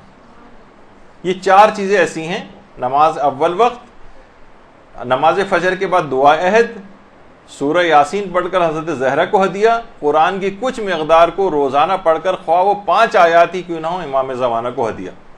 فرماتے ہیں معنویات اور روحانیت کے خزانے اس کو مل جائیں گے۔ اتنی اہم چیز ہے۔ اور ایک بہت اہم چیز ہے جس سے اپنے آپ کو بچانا ہے، یہ آپ کی روحانیت جتنی بھی آپ حاصل کر لیں گے اس کے آگے ایک بہت بڑی رکاوٹ ہے۔ وہ آیت اللہ علی آقا قاضی نے بتائی ہے کہ جب تک لوگوں کے حقوق آپ کی گردن کے اوپر ہیں، باب روحانیت، باب قرب خدا اور باب معرفت یہ کبھی آپ کے لیے کھل نہیں سکتے۔ لوگوں کے حق اگر آپ کی گردن پہ، مثلا کچھ اموال ایسے ہیں جو آپ نے لوگوں کے لے رکھے ہیں، واپس نہیں کر رہی، کچھ قرضے آپ نے ایسے لیے ہوئے ہیں کہ استطاعت ہے واپس کرنے کی لیکن پھر بھی واپس نہیں کرتے، لوگ عام طور پر لے کے کھا جاتے ہیں، کوئی کسی کی چیز ہے وہ لے کے واپس نہیں کی ہے۔ فرماتے ہیں جب تک لوگوں کے اموال اور حقوق کو ادا نہیں کرو گے، روحانیت میں سے کچھ تم کو نہیں ملے گا، کیونکہ یہ تمام چیزیں اللہ نے، اللہ کی ملکیت ہیں، لیکن وہ اذن، لوگوں کے اذن کے اوپر موقوف کر دیے۔ لوگوں کو راضی کرنا پڑے گا تو پھر لے سکتے ہو ان کے اموال سے کچھ، اور اگر تم نے ان کو راضی کیے بغیر کہ ان کے کچھ مال لے کے رکھا ہوا ہے واپس نہیں کر رہے ہو، تو یہ باب معرفت، باب قرب خداوندی تم کو کبھی نصیب نہیں ہوگا۔ اور ایک بہت ہی اہم ترین نسخہ یہ بھی آج کی رات کی آپ تحائف میں سے قرار دے لیں۔ آیت اللہ علی آقا قاضی فرماتے تھے کہ اس سے بہترین اور آسان نسخہ روحانیت کو حاصل کرنے کے لیے جو ہر شخص کے ہاتھ میں ہے اور سب کے سب افراد کو اس پر دسترس حاصل ہے۔ یعنی یہ نہیں، بہت سے لوگ ہوتے ہیں نا کہ کچھ کے لیے علم چاہیے ہوتا ہے، کچھ کے لیے تقویٰ چاہیے ہوتا ہے، کچھ کے لیے بہت ساری چیزیں چاہیے۔ کوئی شخص آج یہ فیصلہ کرے اور ہر شخص کو بلا استثناء یہ والا چیز حاصل ہے کہ وہ اپنی روحانیت کو اگر بلند کرنا چاہے اور کہے کہ میں روحانی اعتبار سے اور روحانیت کو اور معنویات کو میں حاصل کر لوں، تو ایک نسخہ ہر شخص کے پاس ہے۔ وہ فرماتے ہیں اگر کوئی شخص یہ کر سکے، وہ ہے 500 مرتبہ یا 1000 سجدے روزانہ کرنا۔ 500 سجدے روز یا 1000 سجدے روز، یہ ایسا نسخہ ہے جو ہر شخص کو حاصل ہے اپنی روحانیت اور معنویات کو بڑھانے کے لیے، اگر وہ کرنا شروع کر دے۔ اس کو قسط وار بھی کر سکتے ہیں، مرحلے وار بھی کر سکتے ہیں۔ مثلا 50 سجدے آپ نے ایک دفعہ کر لی، جو بھی اپنی بہرحال جو جتنی جس کے اندر تڑپ پائی جائے گی، روحانیت میں اپنے آپ کو بلند کرنا چاہے گا، وہ اس کو کرے گا، اور کوئی بڑا مسئلہ نہیں۔ اس میں کوئی ذکر بھی پڑھنا ضروری نہیں ہے، اگر پڑھ لیں تو بہت ہی اچھا ہے، لیکن صرف پیشانی سجدگاہ پہ رکھنا اٹھانا، سجدگاہ پہ رکھنا اٹھانا، یعنی بس اگر صرف اتنا بھی کر لیا جائے، 500 سے 1000 مرتبہ فرماتے ہیں کہ روحانیت کے ایک مقام کو وہ حاصل کر سکتا ہے، اور ہر شخص کو یہ والی سہولت حاصل ہے۔ تو اس رات کو دیکھیے یادگار بنانے کے لیے ایک چیز آپ کو اور کرنی ہے کہ اگر کوئی شخص کوشش کر کے دائم الذکر ہو جائے۔ دائم الذکر، دائم الذکر کیا ہے؟ وہ یہ کہ کوشش کرے کہ زیادہ تر زبان اس کی زبان کے اوپر ذکر خدا رہے، چاہے وہ قرآنی سورہ ہوں، جیسے کہ آیت اللہ بہجت کہتے تھے کہ سورہ مشکلات اور پریشانیوں کے لیے عام طور پر لوگ جنوں اور نظر بد اور اس کے لیے اس کو سمجھتے ہیں، فرماتے تھے سورہ ناس اور سورہ فلق کو شخص مشکلات اور پریشانیوں کے لیے پڑھے تو دیکھے کہ مشکلات اور پریشانیاں کیسے رفع ہوتی۔ آیت اللہ محمود امجد وہ فرماتے ہیں کہ میں نے ان کے درس میں یہ بات سنی اور کہہ رہے ہیں کہ کچھ پریشانیاں مجھ کو درپیش تھیں، میں درس سے جب نکلا تو مجھے بات یاد آئی کہ سورہ ناس اور فلق کو پریشانیوں کے لیے پڑھنے کو بتایا۔ میں پڑھتے ہوئے جب گھر پہنچا ہوں تو وہاں جا کر مجھے اطلاع ملی کہ اس میں سے اکثر پریشانیاں دور ہو چکی تھیں۔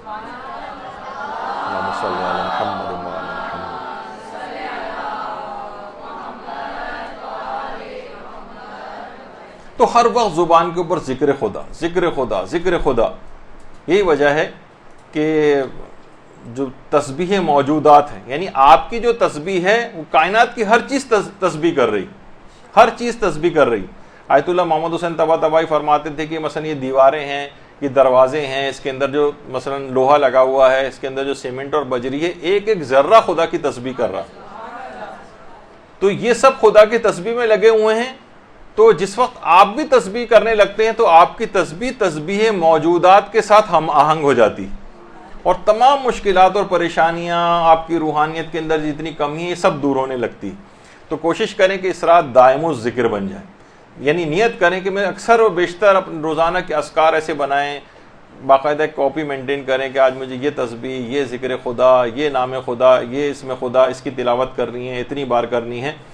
تو پھر اس کے بعد جب وہ اتنا زیادہ، جب آدمی دائم الذکر ہو جاتا ہے نا، تو پھر وہ ہر وقت اپنے آپ کو محضر خدا کے اندر دیکھتا ہے، اللہ کی بارگاہ میں گویا موجود ہے۔ جب اللہ کی بارگاہ میں اپنے آپ کو ہر وقت پائے گا تو پھر وہ گناہ کی طرف نہیں جائے گا۔ یہ ایک خصوصیت اس کے اندر ہے کہ انسان پھر گناہ کی طرف نہیں جاتا ہے، اور یہ وجہ ہے کہ ہمارے علماء میں مرزا مہدی آشتیانی یہ اتنے دائم الذکر تھے، یہ والی صلاحیت ان کے اندر پیدا ہو گئی تھی ہر وقت ذکر خدا کی، کہ جس وقت ان کی حالت احتضار آئی تھی تو اس وقت بھی یا رحمان و یا رحیم، یا رحمان و یا رحیم کا ورد کر رہے تھے، اور تیسری دفعہ ذکر کے بعد ہی ان کی روح عالم بالا کی طرف پرواز کر گئی تھی۔ یعنی دائم الذکر ہونے کا ایک فائدہ یہ ہے کہ انسان کے مرتے وقت بھی ذکر خدا اس کی زبان کے اوپر رہتا ہے۔ اچھا، اسی طریقے سے باقاعدہ آیت اللہ عبد الحسین الامینی جو صاحب غدیر ہیں، انہوں نے بھی یہ بات لکھی ہے اپنی کتاب کے اندر کہ شیخ علی فومنی رشتی، یہ ایک عالم گزرے ہیں، تصویر اتنی زیادہ ان کی واضح نہیں ہے لیکن بہرحال، تو یہ وجہت وجہیہ للذی فطر السماوات والارض والی قرآنی آیت پڑھتے ہوئے جان آفریں کے سپرد کی۔ یعنی اگر دائم الذکر انسان ہو جائے تو آخری کلمہ زبان پر اس کے لازمی طور پر ذکر خدا ہوتا ہے۔ دیکھیں علماء اتنے بابرکت اور بافضیلت ہو جاتے ہیں، کتنے ایسے مشکل حالات بھی ان کے اوپر آتے ہیں۔ ملا محسن ملائری ایک عالم گزرے فرماتے ہیں کہ میرے والد سناتے تھے کہ آیت اللہ کاظم یزدی جو صاحب عروہ کہلاتے ہیں، عروۃ الوثقی جن کی کتاب ہے جس پہ سارے علماء حاشیے لکھتے ہیں، کہہ رہے ہیں ہر وقت ذکر خدا میں زبان مشغول رہتی تھی، انتہائی مقدس عالم دین تھے۔ یہ خود ان کے والد فرماتے ہیں ایک دفعہ آیت اللہ کاظم یزدی حرم امیر المومنین میں دعائے سماعت کی تلاوت کر رہے تھے۔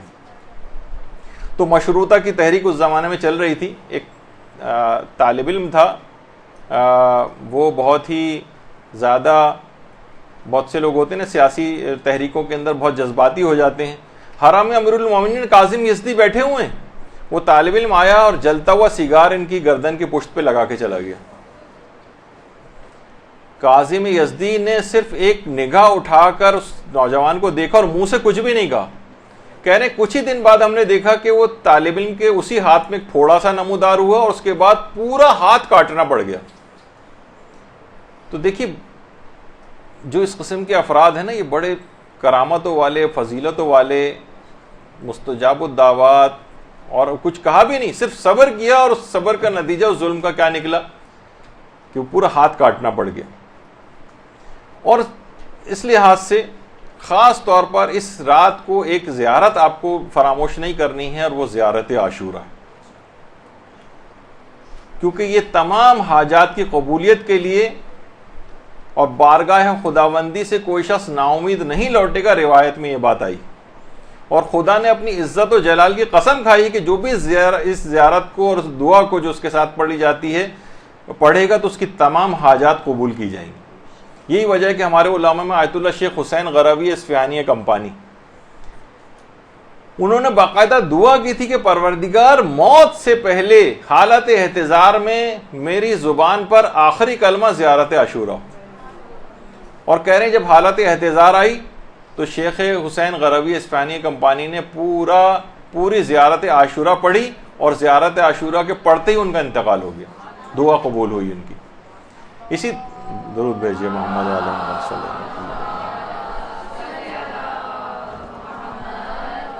اسی طریقے سے مفاتی کی جو دعائیں ہیں وہ آپ پڑھیں، بہت سی شب قدر کی خاص دعائیں ہیں۔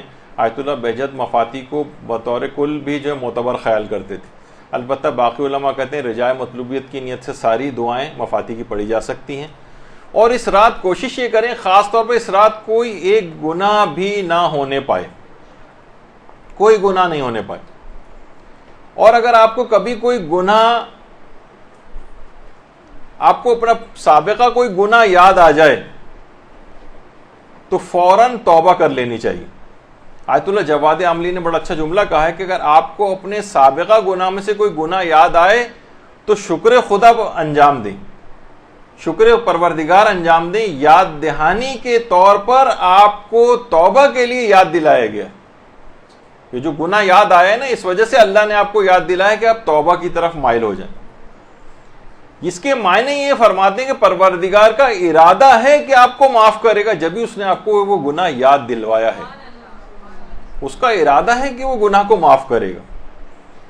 اور ہمارے علماء میں سے آیت اللہ محمد علی جاویدہ، وہ یہ فرماتے ہیں کہ ترک گناہ کے لیے امام زمانہ سے توسل سب سے بہترین ہے، اور اس کا ایک طریقہ بھی، امام زمانہ سے کیسے توسل کریں کہ ہم سے گناہ نہ ہونے پائیں۔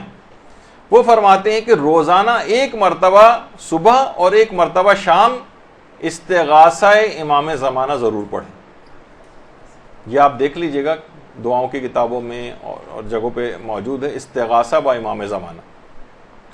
اور ایک نماز استغاثہ ایک شہزادی کے نام سے بھی ایک وہ ہے، اس کے لیے آج میرے پاس اتنا وقت نہیں کہ بتا سکوں، بہرحال ایک استغاثہ حضرت زہرا اور ایک استغاثہ امام زمانہ۔ اور فرماتے ہیں کہ دوسری ایک اور چیز کہ جس کے توسل سے یعنی امام زمانہ کا آپ توسل کریں گے ان کے ذریعے تو آپ گناہوں سے خود بخود بچی رہیں گی، وہ ہے زیارت آل یاسین پڑھنا۔ زیارت آل یاسین، گناہوں سے بچ جائیں گے، اور گناہوں کو جب یاد کریں تو کچھ نہ کچھ اس رات کو آنسو ضرور بہائیں سابقہ گناہوں کو یاد کر کے، کیونکہ آنسو بارگاہ خداوندی میں داخلے کی اجازت ہوتے ہیں۔ یہ اذن دخول نہیں کہلاتا، ایک گویا پروردگار عالم کی بارگاہ میں داخل ہونے کا اذن دخول ہے، آنسو کا آ جانا۔ اور اس کے معنی یہی ہیں کہ پھر وہ دعا اور وہ توبہ انشاءاللہ آج کی رات آپ کی قبول ہو جائے گی۔ اور کتنی بھی عمر ہو، بوڑھے بزرگ افراد کو بھی کوشش کر کے ان کو بھی آج کی رات کوشش کریں کہ اعمال کو ضرور انجام دلوائیں، بوڑھے اور بزرگ افراد بھی۔ بچوں کو بھی کوشش کریں کہ ان کو اسی طریقے سے اگر جس قدر بھی ممکن ہو اگر یہ اعمال ان کو انجام دلوائیں، بچوں کو بھی بزرگوں کو بھی۔ اس میں کوئی استثناء نہیں کہ بوڑھے ہیں ان کو چھوڑو، نہیں، ان کو بھی کسی طور پر بھی عمل قرآن وغیرہ سب جو ہے وہ انجام دلوائیں۔ حتیٰ کہ بہت سے مریضوں کو بھی اگر ممکن ہو سکے اگر یہ کروانا تو مریضوں کو بھی یہ اعمال انجام دلوا دیں، لیکن ریاکاری وغیرہ کا کوئی عنصر اس کے اندر نہ ہو، سیلفیاں بنانے کا کوئی سلسلہ اس کے اندر نہ ہو، تو اس سے ایک غیر الہی ہدف کی طرف انسان چلا جاتا ہے۔ اور خاص طور پر اس رات کو اپنے مرحومین کو نہ بھولیں۔ مرحومین وہ آج کی رات بہت زیادہ، تو جتنے بھی اعمال آپ انجام دیں ان کو نیابت میں بھی انجام دیا جا سکتا ہے مرحومین کی، کہ یہ میں عمل قرآن کر رہی ہوں، یہ مثلا شب قدر کے اعمال کر رہی ہوں، اس کا ثواب میرے فلاں فلاں مرحومین، حتیٰ کہ حضرت آدم سے لے کر قیامت تک آنے والے تمام مرحومین کے نام بھی اس ثواب کا ہدیہ کیا جا سکتا ہے۔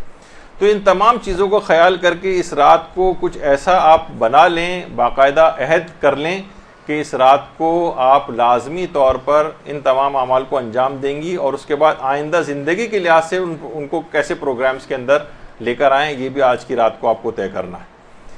تو بہرحال گفتگو باتیں اس کے اندر ابھی اور بھی بیان ہو سکتی تھی، لیکن آج کیونکہ وقت کم ہے، آپ کو بھی فوراً جا کے کچھ نہ کچھ آرام کرنا ہے تاکہ ساری رات جاگ کر عبادت کر سکیں، اور صرف جاگنا نہیں ہے بلکہ آئندہ زندگی میں بیدار رہنا ہے، جس کی طرف میں نے اشارہ کیا۔ پروردگار آپ کی تمام عبادت کو قبول فرمائے، اور بہت ہی جلد ہمارے امام زمانہ علیہ السلام کا ظہور پر نور واقع ہو جائے۔